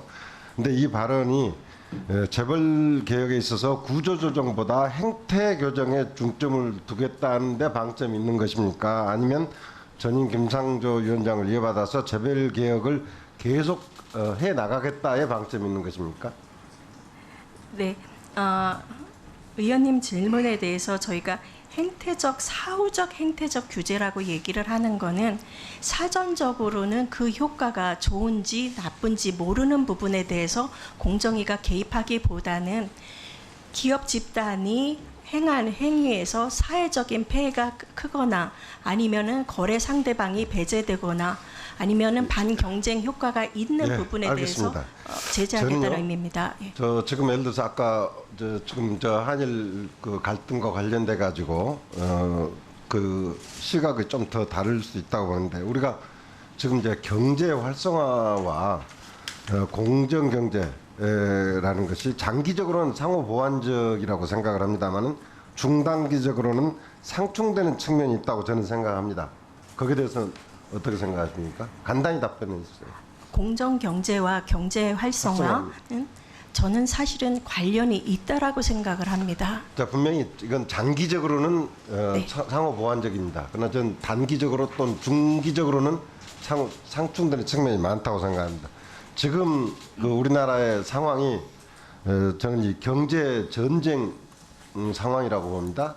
예를 들어서 미중 무역 분쟁의 불이익을 바로 받을 수밖에 없고 또 일본과의 이 문제에서도 결국 양국이 다 피해를 보겠지만 우리나라도 굉장히 큰 피해를 볼 텐데 이런 것은 이미 지금 여러 가지 경제 지표로 다 나오고 있잖아요. 네. 자, 그러면 지금 이 경제 위기 이 상황에서 지금 기재부를 비롯한 여타 경제부처의 입장과 공정위의 입장이 아까 말씀드린 것처럼 충돌할 상황이 저는 많이 있다고 생각합니다. 이 충돌할 상황에 대해서 어떻게 대처를 하시겠습니까? 좀 전에 말씀드린 것처럼 우리 기업들이 공정거래법 위반을 하는 경우에는 엄정하게 법 집행을 할 것입니다.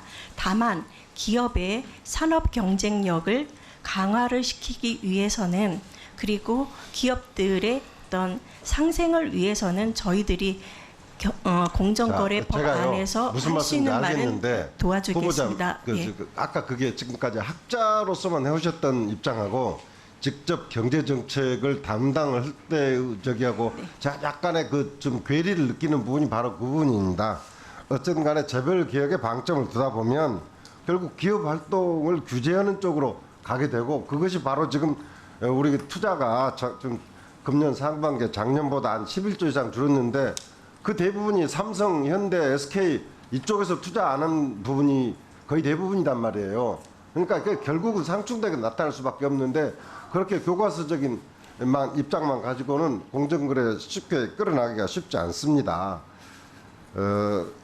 그런 측면에서 지금 예를 들어서 김상조 위원장 때 심판 담당은 유선주 국장 문제가 있었던 걸 알고 계시죠?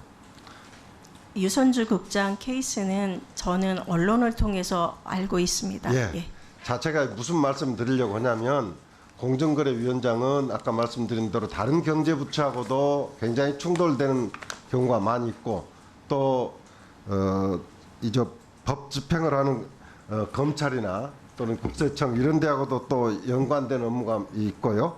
또 사실 갑을 관계를 다루는 일이 많기 때문에 사실은 재계하고도 끊임없는 소통을 해야 하는데, 일반 관리자로서의 역량이라거나 이런 부분에 대해서 조금 잘 해내실 것인가, 네. 좀 의구심이 드는 부분인데, 그 부분에 대해서 본인의 예. 어떤 자신감 내지는 소신을 좀 피력해 주시기 바랍니다.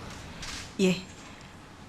제가 생각하기에 공정위 같은 전문 영역의 조직에서는 실제로 각 전문 부서가 유기적으로 움직이기 때문에 리더가 해야 되는 일은 구성원이 따를 수 있는 비전을 제시하고 그 성과를 갖다 공유하는 게 중요하다고 생각을 합니다. 그리고 저는 제 삶에서 신뢰와 소통으로 일해왔다고 생각을 합니다. 조직을 장악하기보다는 직원들하고 소통하면서, 그리고 여기에 계시는 위원님들의 지도를 잘 받들고 이 지도를 예. 성과로 만들어내겠습니다. 그리고 재계와 기업, 그리고 국민들과 언론과 소통하는 기회를 많이 갖도록 노력하겠습니다. 많이 도와주시기 바랍니다. 네, 다음은 경기 성남시 분당구를 지역구로 두고 있는 더불어민주당 김병욱 의원님 질의 순서입니다. 네, 분당을 국회의원 김병욱입니다. 먼저 후보자 되심을 축하드리고요. 후보자님을 수식하는 첫 여성으로서 이런 단어가 아주 많더라고요. 제가 보니까 우리 후보자님은 한국인 여성으로서는 처음으로 미국 하버드 대학교 대학원 경영학 박사학위를 취득하셨죠. 저 경제학 박사입니다. 경제학입니까? 예, 맞습니다. 그리고 서울 고려대학교 경영학과의 첫 여성 교수로 부임하셨고, 네, 맞습니다. 서울대 경영학과도 여성 교수로서는 처음이죠. 네, 그렇습니다. 네, 그리고 38년의 역사를 가지고 있는 공정거래위원장 후보로도 여성으로서 처음이죠. 예, 네, 그만큼 나름 역사적 의미도 있지만 또 후보자님의 어깨를 짓누르는 부담도 크리라고 봅니다. 간단한 소감 한마디 부탁드리겠습니다. 예, 공정이 38년의 역사에서 처음으로 후보자로 지명된 여성 공정위원장 후보자인 거에 사실은 저는 영광스럽게 생각하고 엄청난 부담감을 느낍니다. 국민들이 공정위에 가지고 있는 기대도 알고 있습니다. 동시에 우려도 있다라는 걸 알고 있습니다. 열심히 성실하게 노력을 해서 국민들에게 공정위의 역할을 보여드리겠습니다. 네, 알겠습니다. 우리 후보자님이 지명을 받고 나서 일부 야당과 언론에서 제일 먼저 터진 워딩이 제2의 김상조, 김상조 아바타 아니냐 이런 얘기가 있었습니다. 그 얘기를 듣고 어떤 생각이 들었습니까? 저는 제 삶에 소신을 갖고 네. 그리고 열심히 살아와서 나름의 성과를 만든 전문가라고 생각을 합니다. 네. 김상조 전임 위원장님도 본인의 소신을 갖고 본인의 전문 분야에서 성과를 내신 분이라고 생각을 합니다. 네, 우리 문재인 정부가 추진하는 공정 경제의 틀을 계속 유지하면서 또 전임 김상조 위원장님의 좋은 점을 승계하고 또 부족한 점은 보완하면서 원칙과 소신을 갖고 우리 공정거래위원회를 이끌어 주시기를 부탁드리겠습니다. 네. 우리 이제 많은 의원님들 질의 중에서 일반 기업체의 사회이사 관련된 질의가 많이 있지 않습니까? 네. 사회이사가 꼭 이사회 가서만 투표를 행사합니까? 안 그러면 이사의 안건이 사회이사에게 통보되지 않겠습니까? 그러면 그 과정에서 기업의 집행부와 소통을 하면서 이사회 안건이 조정되거나 바뀌거나 변경되거나 이런 경우도 상당히 있죠. 네. 네, 그래서 사회이사의 역할을 평가함에 있어서 이사회 회의록을 통한 가부 결정, 물론 그것도 평가의 잣대가 된다고 봅니다. 그렇지만은 이사회 구성원으로서 그 기업의 집행부와 어떻게 소통을 하면서 어떻게 경영 조언을 하고 그 기업의 앞길에 대해서 대안을 제시해 주느냐, 그것 또한 저는 사회이사 평가의 주요 항목이지 않느냐라는 생각을 하고요. 그런 측면에서 하나에서 발표한 경영 개선 계획에 우리 후보자님께서 많은 조언을 해주셨고 그것이 하나를 더 발전시키는 개선안으로 반영됐다고 생각을 하고 있습니다. 제 평가가 맞습니까? 예, 의원님 의견에 전적으로 동감합니다. 네.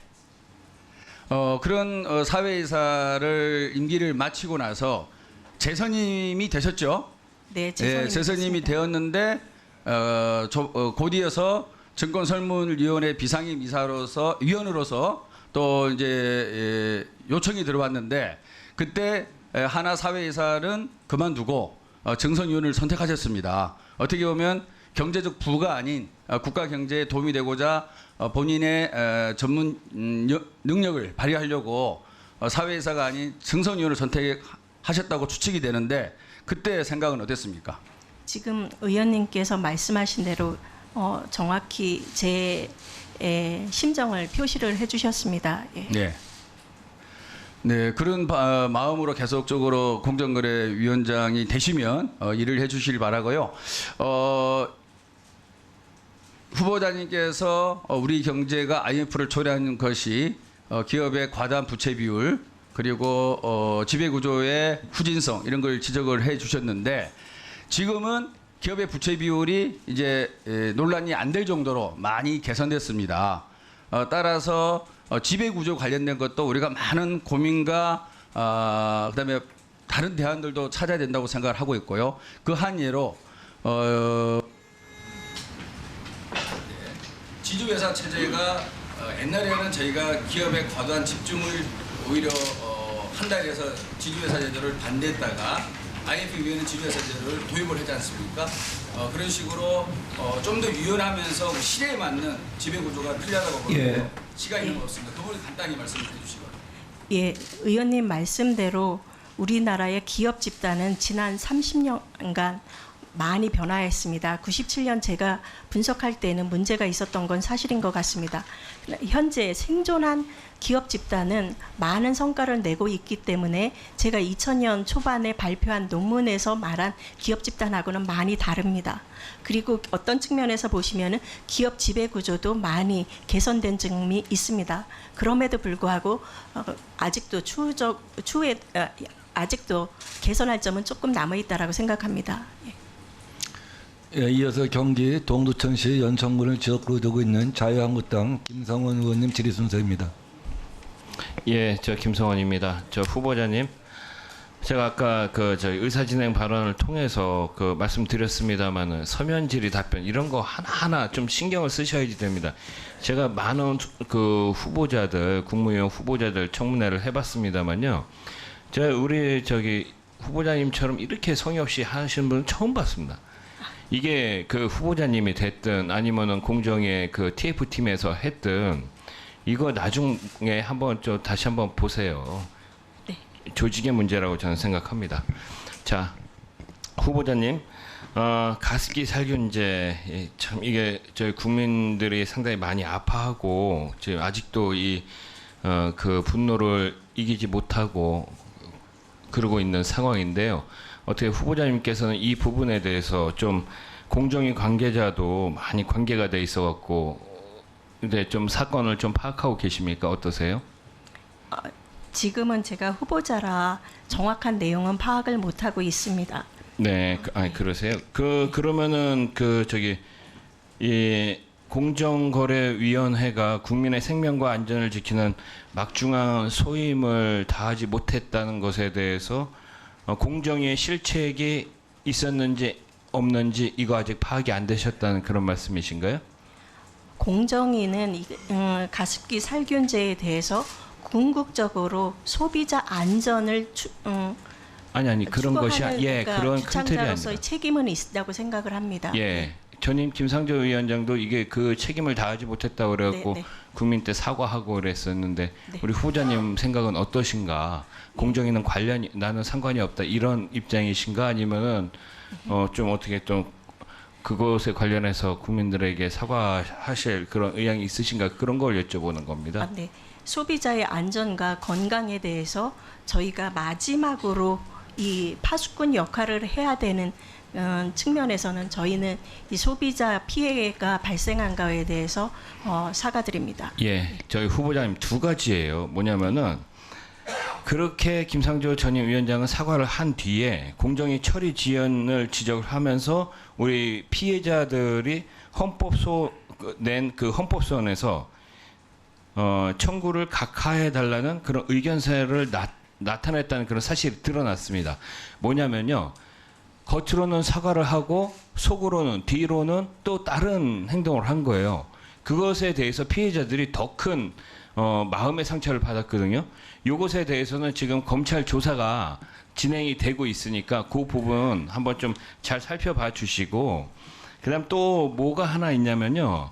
이 가습기 살균제를 제조 판매한 SK케미칼 애경 이것을 갖다가 표시 및 광고법으로 그 위반을 신고하는 과정에서 이 공정거래위원회가 어떤 그 자료를 실험 자료를 은폐를 했다는 그런 것들이 속속 드러나고 있습니다.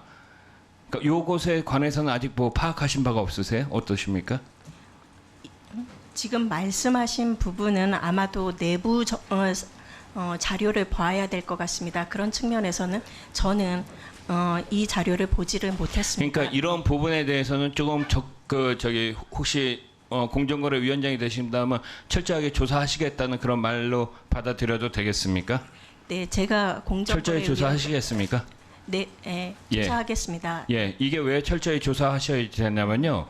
전임 김삼조 위원장도 관련이 돼 있고 또 언론 보도에 되면 조국 전 민정수석까지도 관련이 돼 있기 때문에 후보자께서는 공정거래위원장이 되면은 철저하게 조사를 하셔야지 됩니다. 지금 바로 약속하셨으니까요. 제가 혹시 공정거래위원장이 되면은 국정감사 때 다시 한번 묻도록 하겠습니다. 이 부분에 대해서요.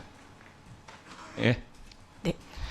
자, 이게 끊이지 않는 것이 공정거래위원회 그 대기업 재취업 행위 때문에 그렇습니다. 지금 우리 사회에서 문재인 정부가 이토록 지금 국민들에게 이 지탄을 받는 것이 공정이라는 것이 무너졌기 때문에 그렇습니다.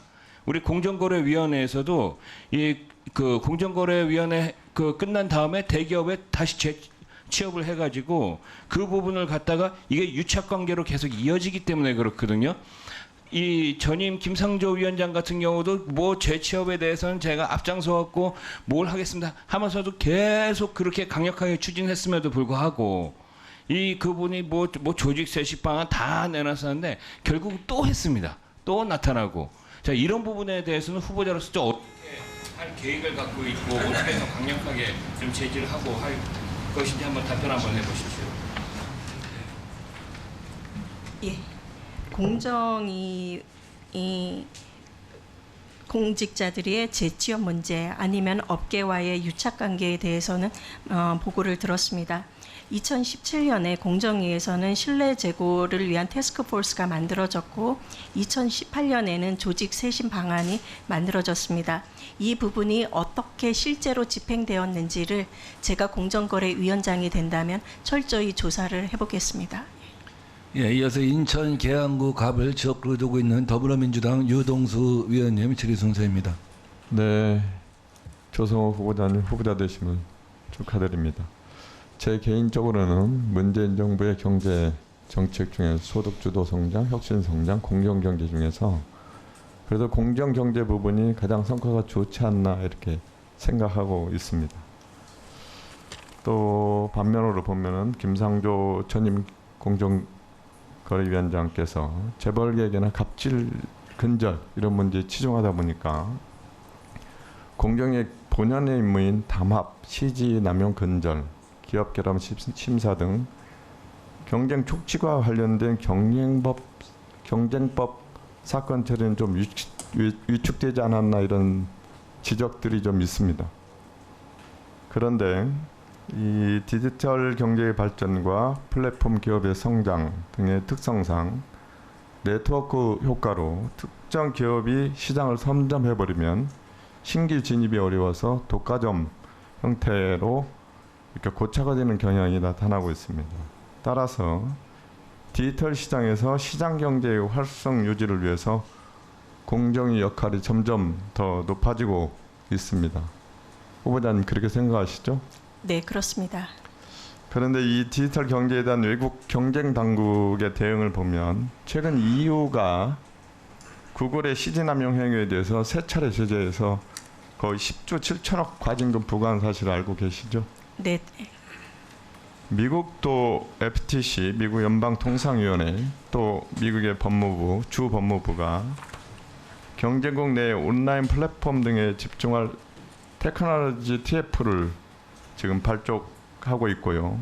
또 6월 3일 날 월스트리트저널에 보면은 가파에 대해서 FTC가 반독점법 위반 행위를 조사할 계획을 가지고 있다. 또 페이스북의 인스타그램 및 왓츠앱 인수 시에 확정한 동의 의결에 대해서 위반 여부를 조사하고 있다. 이런 얘기를 들었죠? 네, 들었습니다. 또 7월 11일 날 프랑스는 유럽 최초로 디지털세를 상원에서 승인한 바 있죠? 네, 그렇습니다. 그 이른바 가파세라고 하는 부분이요. 네. 일본도 상당히 디지털 플랫폼의 거래 관행에 대해서 지금 조사를 진행하는 걸로 알고 있습니다. 그래서 이 해외의 경쟁 당국의 최대 관심사는 가파와 같은 디지털 플랫폼에 대해서 공정성을 확보하는 문제가 가장 큰 화두다 이렇게 생각하는데 어떻게 생각하십니까? 의원님 의견에 동의합니다. 예. 그래서 우리나라도 이제 우리 공정위도 최근 이 구글이나 아마존 같은 글로벌 기업의 독과점 문제에 대해서 공정위가 좀 적극적으로 개입해야 된다 이런 필요성이 높아지는데 후보자님은 어떻게 생각하십니까? 예, 제가 공정거래위원회 위원장이 된다면은 그러니까 디지털 플랫폼 기업들의 독과점 고착화가 발생을 하는지를 보겠습니다. 동시에 과다한 개입에 대해서는 개입이 가지고 있는 문제점을 보고 균형적인 시각에서 접근하겠습니다. 예, 지금 네이버도 시장 지배력 남용하고 있다는 지적이 있는데 그것도 같이 검토해 주시길 부탁을 드리고요. 네, 그러겠습니다. 예. 또 최근에 보면 지난 3월에 방통위가 페이스북의 임의 접속 경로 변경 이용 제한에 해당한다고 보고 과징금을 3억 9,600을 부과했죠. 네. 그런데 8월 22일 날 서울행정법원은 이게 방통위 과징금 부과 처분을 취소한 바 있죠. 네. 예.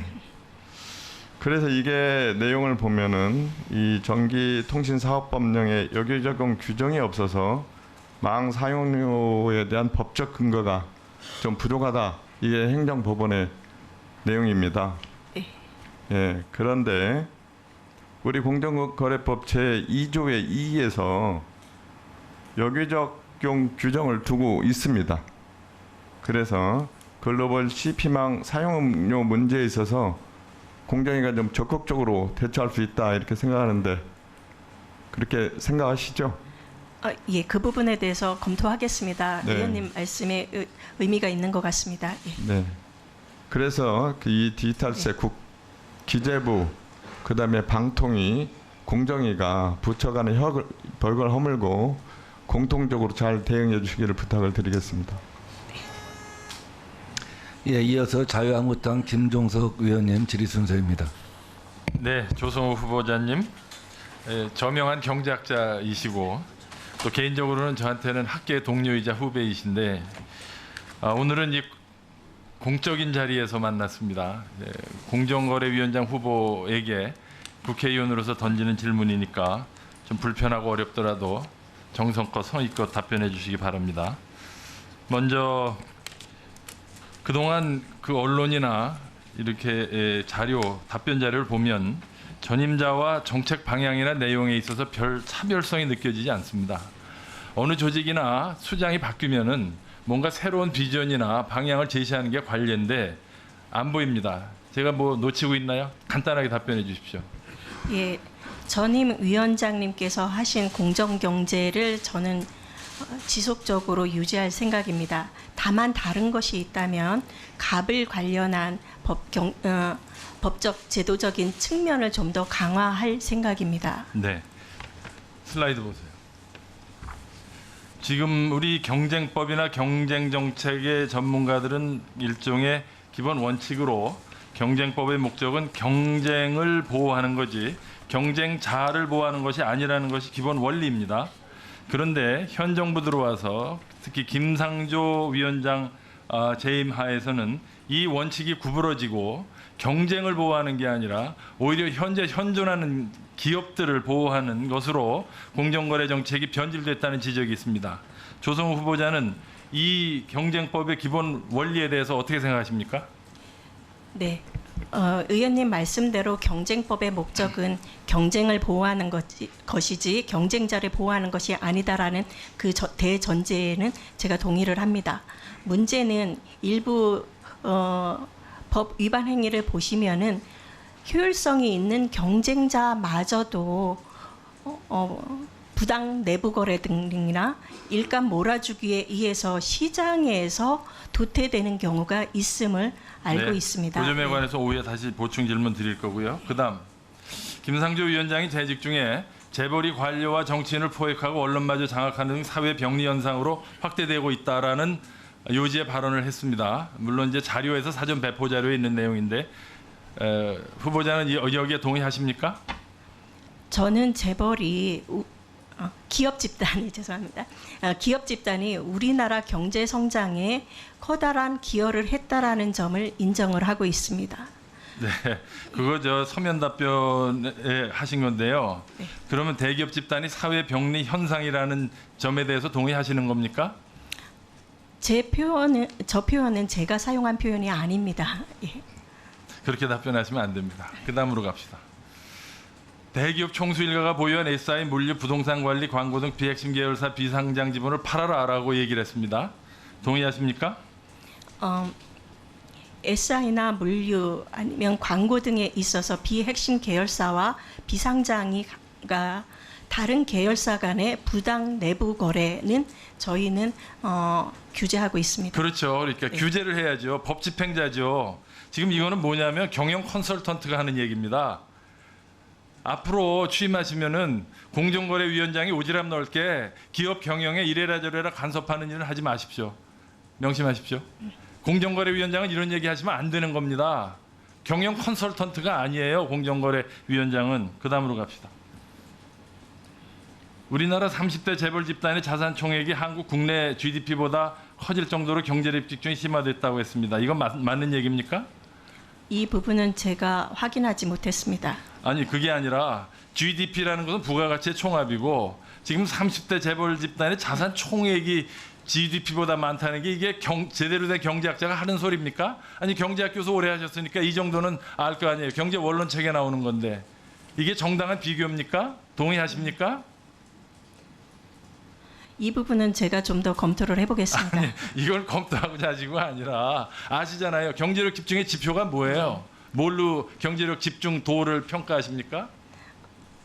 경제력 집중도는 일반 경제력 집중도를 평가하는 기준이 2011년 정도까지 사용된 걸로 알고 있습니다. 네, 여러 가지가 있는데요.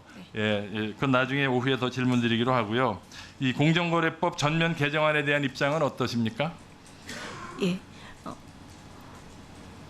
저희가 제출한 공정거래법 전면 개정안은 특별위원회를 거쳐서 사회 각계의 전문가들과 그리고 기업들 그리고 관계자분들의 합의를 도출해서 제출한 걸로 알고 있습니다. 그런 측면에서 저는 전면 개정안이 통과되기를 희망합니다.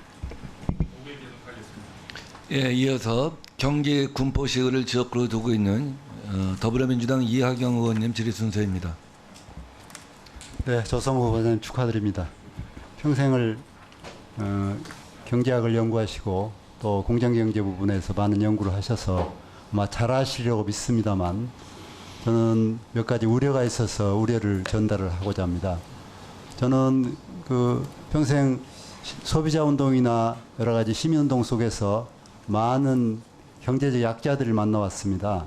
그리고 국회에 들어와서 그런 문제를 시정하고자 노력하고 정무에서 열심히 하고 있습니다만 답답한 마음이 금할 수가 없습니다.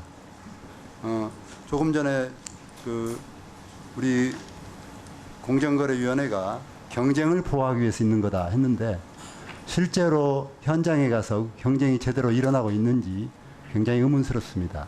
며칠 전에 그 신문에 이런 기사가 났습니다. 보셨는지 모르겠지만 자동차 업체의 하청업체가 그 본사를 납품을 거절하는 식으로 갑질을 해서 구속했다 하는 기사가 났습니다. 그거 보신 적 있습니까? 예. 그 액면 그대로 하면 나쁜 사람들이죠. 중소기업이. 왜 그런 일이 일어났을까 이면을 들여다보신 적 있습니까? 한국 사회의 원청 기업과 하도급 기업 간에 어떻게 수직거래가 일어나고 있는지 잘 들여다보셨을 거 아닙니까? 학교에 계시면서. 네. 그 이면에 무슨 일이 일어나고 있는지, 공정 경쟁이 일어나고 있는지, 기술 탈취는 왜 일어나고 있는지, 또 단가 후려치기는 왜 일어나고 있는지, 이런 것들이 공정한 경제 시스템에서 있을 수 있는 일입니까? 있을 수 있는 일이라고 보십니까?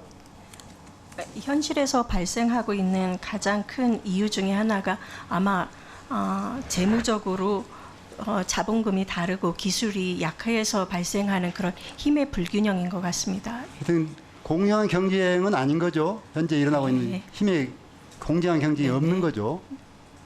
그래서 저는 그동안 김상조 전 위원장께서 열심히 하신다고 하셨습니다. 그리고 여러 가지 관계에서도 기대를 했습니다. 열심히 현장을 돌아다보신 분이라 잘하실 거라 했는데 제가 보기엔 미흡한 점이 너무 많습니다. 현재 더더구나 그 저성장 시대로 들어서면서 그 정부 정책이 이제 혁신 성장, 소득주도 성장, 또 공정경제의 세 가지 프레임을 내걸었는데 이제 저성장 시대는 성장 위주로 가야 되는 거 아니냐 하는 그런 입장에서 공정 경쟁은 좀 나중에 다뤄도 된다 하는 것으로 가는가, 소극적인 정책으로 가는 거 아닌가 하는 우려가 있습니다.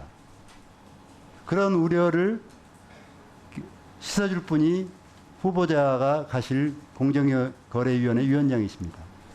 그런 우려에 대해서 어떻게 생각하십니까? 제가 모두에서 말씀드린 것처럼 공정거래위원회가 추진하고 있는 공정경제를 지속적으로 유지해 나갈 생각입니다. 저는 한 가지만 묻겠습니다. 현재 미중 경쟁이랄지 또 한일 간의 수출 문제를 둘러싼 여러 가지 분쟁이랄지 이런 것들이 고성장 시대 아니고 저성장이 일어났기 때문에 지금 일어나고 있는 일들이라고 보겠죠. 아마 성장이 화랑으로 갔으면 그렇게까지 심하진 않았겠죠. 네, 그럴 것 같습니다. 그런데 영원한 성장이라는 것이 경제학에서 있을 수 있는 겁니까? 없죠. 예. 근데 저성장은 왜 일어나는 거죠? 생산 능력이 떨어지고 갑자기 기술이 퇴화해서 일어나는 겁니까? 그건 아니죠. 그 성장의 산물을 받아줄 만한 소비가 뒤따라주지 못해서 일어나는 거 아니겠습니까? 그렇죠? 그러면 한국 사회 저성장의 원인은 어디가 있었다고 봅니까? 우리 대기업이 기술 실력이 떨어져서 그런 겁니까? 아니면 자본금이 없었습니까? 어디 있었다고 보니까? 국외 시장의 수축과 그래서 수출이 줄어들고 국내 시장의 현지한 축소 이거 아니겠습니까? 그렇죠? 네. 그 원인에 어디에 있겠습니까? 성장에서 상당수 7, 80%를 거대 기업 집단들이 차지하고 99% 중소기업이 88%의 고용을 안고 있는 중소기업이 다 제대로 영업이익을 내지 못하는 상태로 떨어져 있기 때문에 그런 거 아니겠습니까? 거기서 어떻게 경쟁을 만들어내실 겁니까?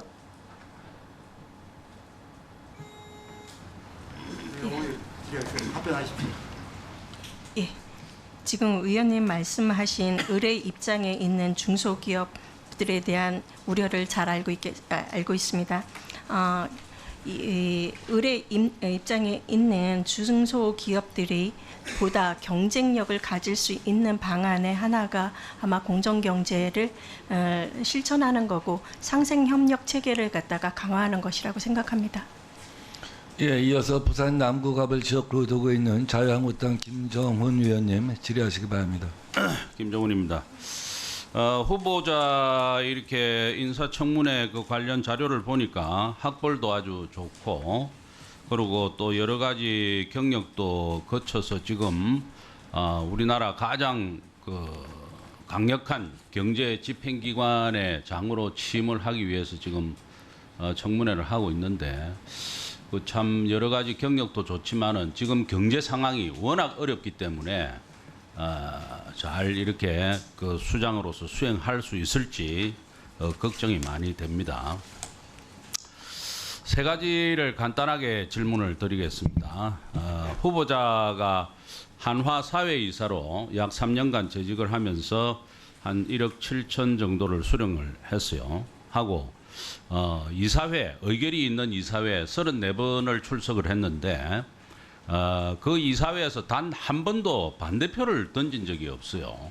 그래서 우리가 일명 얘기하는 이 거수기 사회이사가 아닌가 하는 그런 의혹을 받는데 거기에 대해서 답변 좀 해보세요.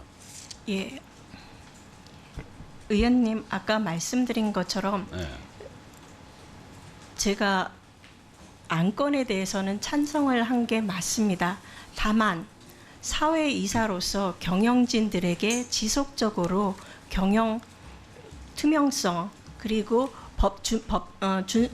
아니 근데 법제도 준수에 대해서 그동안에 말씀드렸습니다. 이 회사가 공정위에서 아무런 문제가 없었다 이러면 그것도 또 납득이 가는데 후보자가 이거 재임하고 있던 시기에 공정위로부터 몇 번 제재를 당했어요.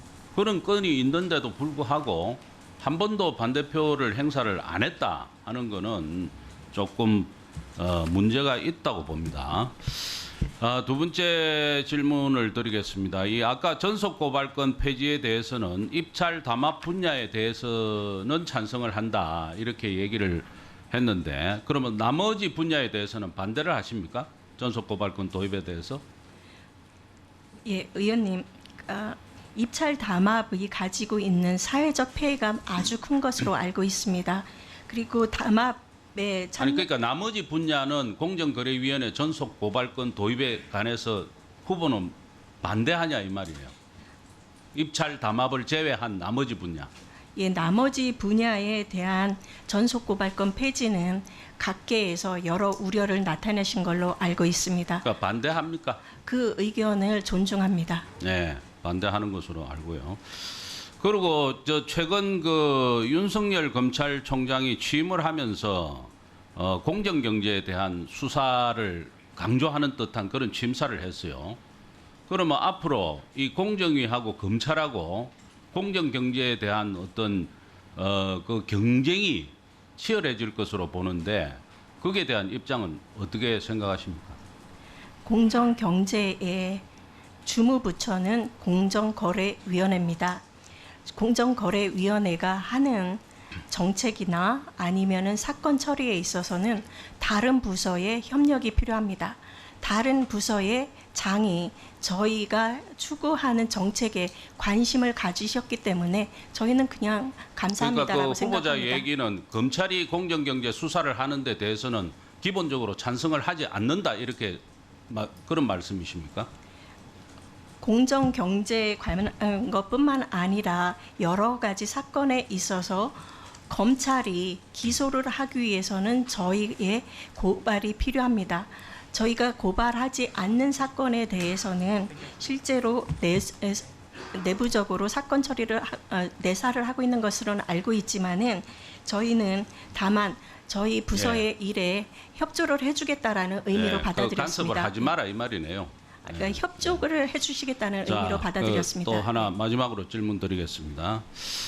지금 그 후보자 입장을 보면 소득주도 성장을 지지하면서 공정위를 운영하겠다 하는 쪽으로 말씀을 하신 것 같은데 이 소득주도 성장이 지금 많은 문제를 노출시키고 있어요. 그리고 전문가들 견해에 의하면 올해 말에 1인당 국민소득이 2015년 이후로 처음으로 감소한다 이렇게 예상을 하고 있는데 이 소득주도 성장을 그동안 해가지고 했는데도 불구하고 지금 소득이 감소를 하고 있잖아요. 그런데도 불구하고 여기를 기반으로 해서 공정위를 운영을 하겠다 하면은 그 정책 방향 자체가 잘못된 거 아닙니까? 그 답변 한번 해보세요. 저희가 공정경제를 추진하겠다라고 얘기를 하는 것은 기울어진 운동장을 갖다가 평평하게 하는 겁니다.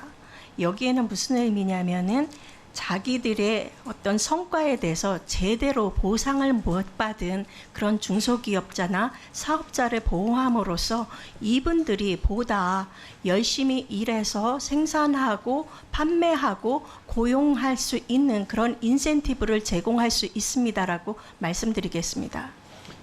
예, 이어서 바른미래당 이태규 의원님 질의 순서입니다. 네, 바른미래당 이태규 의원입니다.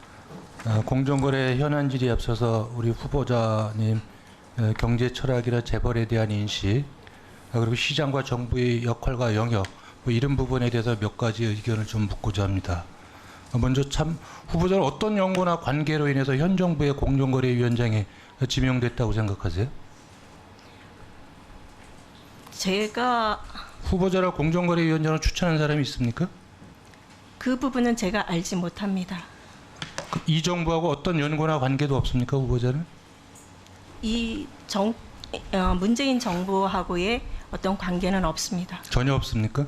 문재인 정부에서 저는 규제개혁위원회로 민간위원으로 지명을 받았습니다. 네. 예, 후보자는 기업 지배구조 분야의 전문성을 갖는 소위 재벌 개혁론자로 알려져 있는데 맞습니까? 외부의 평가는 그런 것 같습니다. 그 후보자가 생각하는 한국 재벌 대기업 집단의 가장 큰 문제점은 무엇입니까? 대기업 집단이 한국의 경제나 시장 경제에 끼치는 대표적인 폐해가 무엇이라고 생각하세요? 대기업 집단에 대한 제 생각은 아까도 말씀드린 것처럼 한국 경제에 공헌한 바도 많다. 그리고 동시에 대기업 집단의 지금 지배 구조도 과거에 비하면 아니 그러니까 우리 시장 경제 체제에 끼치는 부정적 요소, 폐해만 좀 말씀해 주세요. 네. 원론적인 거 말고요. 예. 근데 대기업 집단에서 실제로는 총수 일가나 뭐 이런 분들의 경영권을 방어하기 위한 목적이나 아니면 사익 편취를 위해서 일감 몰아주기 같은 일이 벌어집니다. 이 부분은 다시 말하면은 경쟁자를 배제를 하는 그런 효과가 있습니다. 그런 측면에서 경쟁 당국인 공정위가 관심을 갖는 것은 당연하다고 생각합니다. 전임 김상조 위원장은 한 회의에 참석하면서 재벌을 혼내주고 오느라 늦었다. 이렇게 표현을 해가지고 언론에 크게 보도된 적이 있습니다. 후보자는 한국의 재벌은 혼내주어야 할 대상이라고 생각하세요? 제가 생각하는 기업 집단은 한국 경제를 위해서 같이 일해야 되는 파트너라고 생각을 합니다. 지난번 8월 29일 날 박근혜 전 대통령하고 그 삼성 간의 어떤 그 뇌물죄 확대 적용 판결 보도 보셨죠? 네, 언론을 통해서 봤습니다. 예, 그러니까 뇌물공격죄 포괄적인 뇌물죄를 확대 적용한 그런 대법원 판결, 뭐 이런 부분들이 공정한 시장 질서 확립, 또 정경유착 근절, 또 재벌 개혁의 관점에서 어떤 시사점이 있다고 생각하세요? 뇌물 공여에 대해서 실제로는 이 부분에 대해서는 많이 생각을 하지 못했습니다. 정경유착의 고리는 반드시 끊어야 되고요. 정경유착의 근절은 부패 척결과 함께 공정경제의 중요한 기초라고 생각을 합니다. 이런 부분에 대해서는 동의하십니까? 네, 일반적으로 동의합니다. 예, 그런데 기업 입장에서 본다면 기업들이 정부 당국의 눈치를 보는데 하물며 대통령이 직접 불러서 부탁하거나 요구를 하면 그것이 기업인의 입장에서 거부할 수 있는 기업인이 과연 몇 명이나 있을까? 이것이 현실적으로 가능할 것인가에 대한 이런 문제가 있어요. 그렇다면 우리나라의 정치 경제 구조 환경이 여전히 전근대적이고 후진적이라는 점을 보여주는 것인데 이런 부분에 대해서 혹시 후보자가 생각하는 개혁 방안이나 이런 게 있습니까? 공정거래위원회는 위원회 조직입니다. 일반 행정부처랑 다른 성격도 동시에 같습니다.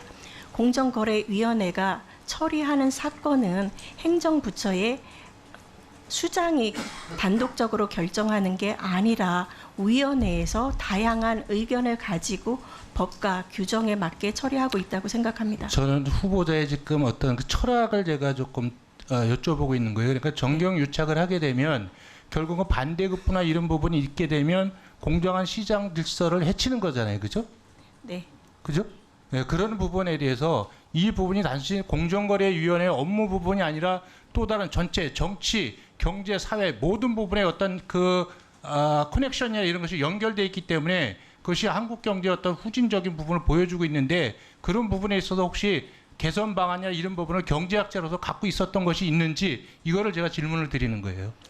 경제학자로서 가지고 있는 거는 보다 투명해지는 사회 그리고 규제 개혁을 통해 가지고 정경유착이나 이런 부분들에 대해서 경제계나 아니면 사업자들이 정치권하고의 연결을 시도할 인센티브를 줄이는 게 바람직한 지배구조라는 생각은 갖고 있습니다. 네, 다음은 대구 북구갑을 지역구로 두고 있는 자유한국당 정태욱 의원님 질의 순서입니다. 예, 우리 조성우 후보자님 저 자료 화면 한번 띄워 보시죠. 저기 보면은 2003년에 IMF는 재벌의 후진적인 지배구조 때문이다 그런 말을 하신 적 있죠. 자, 네. 그렇죠. 다음 페이지. 그리고 또 2012년에 경쟁전을이란 글 속에서는 우리 대기업, 수출 대기업은 전후방 연관 효과가 없기 때문에 국내 경제와 별 관계가 없다. 그러니까 별 효과가 없다. 그런 지적도 하셨어요. 그죠? 자, 그렇죠? 자, 그다음 또 2003년에 경영법률이란 그 잡지에 이 재벌에 어떻게 할 거냐에 대해서 대안을 두 가지를 제시한 것 중에 하나가 결국 재벌 위주 압축 고도 성장 과정을 원상으로 되돌려야든지 하고 또 두 가지 대안한 것 중에 결국 재벌을 없애는 것도 하나의 대안이라고 제시한 적이 있어요. 그렇죠? 그렇지 않습니다. 그러니까 그 뒤에 그 밑에 보면은 그 밑에 그렇기 때문에 재벌을 견제할 수 있는 힘을 가질 수 있도록 유도하는 것도 밖에 없다라고 이야기했지만 어쨌든 둘 중에 하나의 대안을 제시한 건 맞잖아요. 여기에서 자, 재벌 그다음, 해체를 좀 이따 말하지는 이야기하시고요. 않습니다. 자, 그다음 네 번째, 대기업은 특혜받은 성공한 마다들이다. 동생들의 보상해야 된다면서 그 대책으로 사회적 도덕적 책임은커녕 법적 책임을 제대로 묻지 않는다면은 매우 실망이 커질 것이다. 강력하게 법적 도덕적 책임을 물어야 된다. 이것도 글 쓰신 건 맞죠?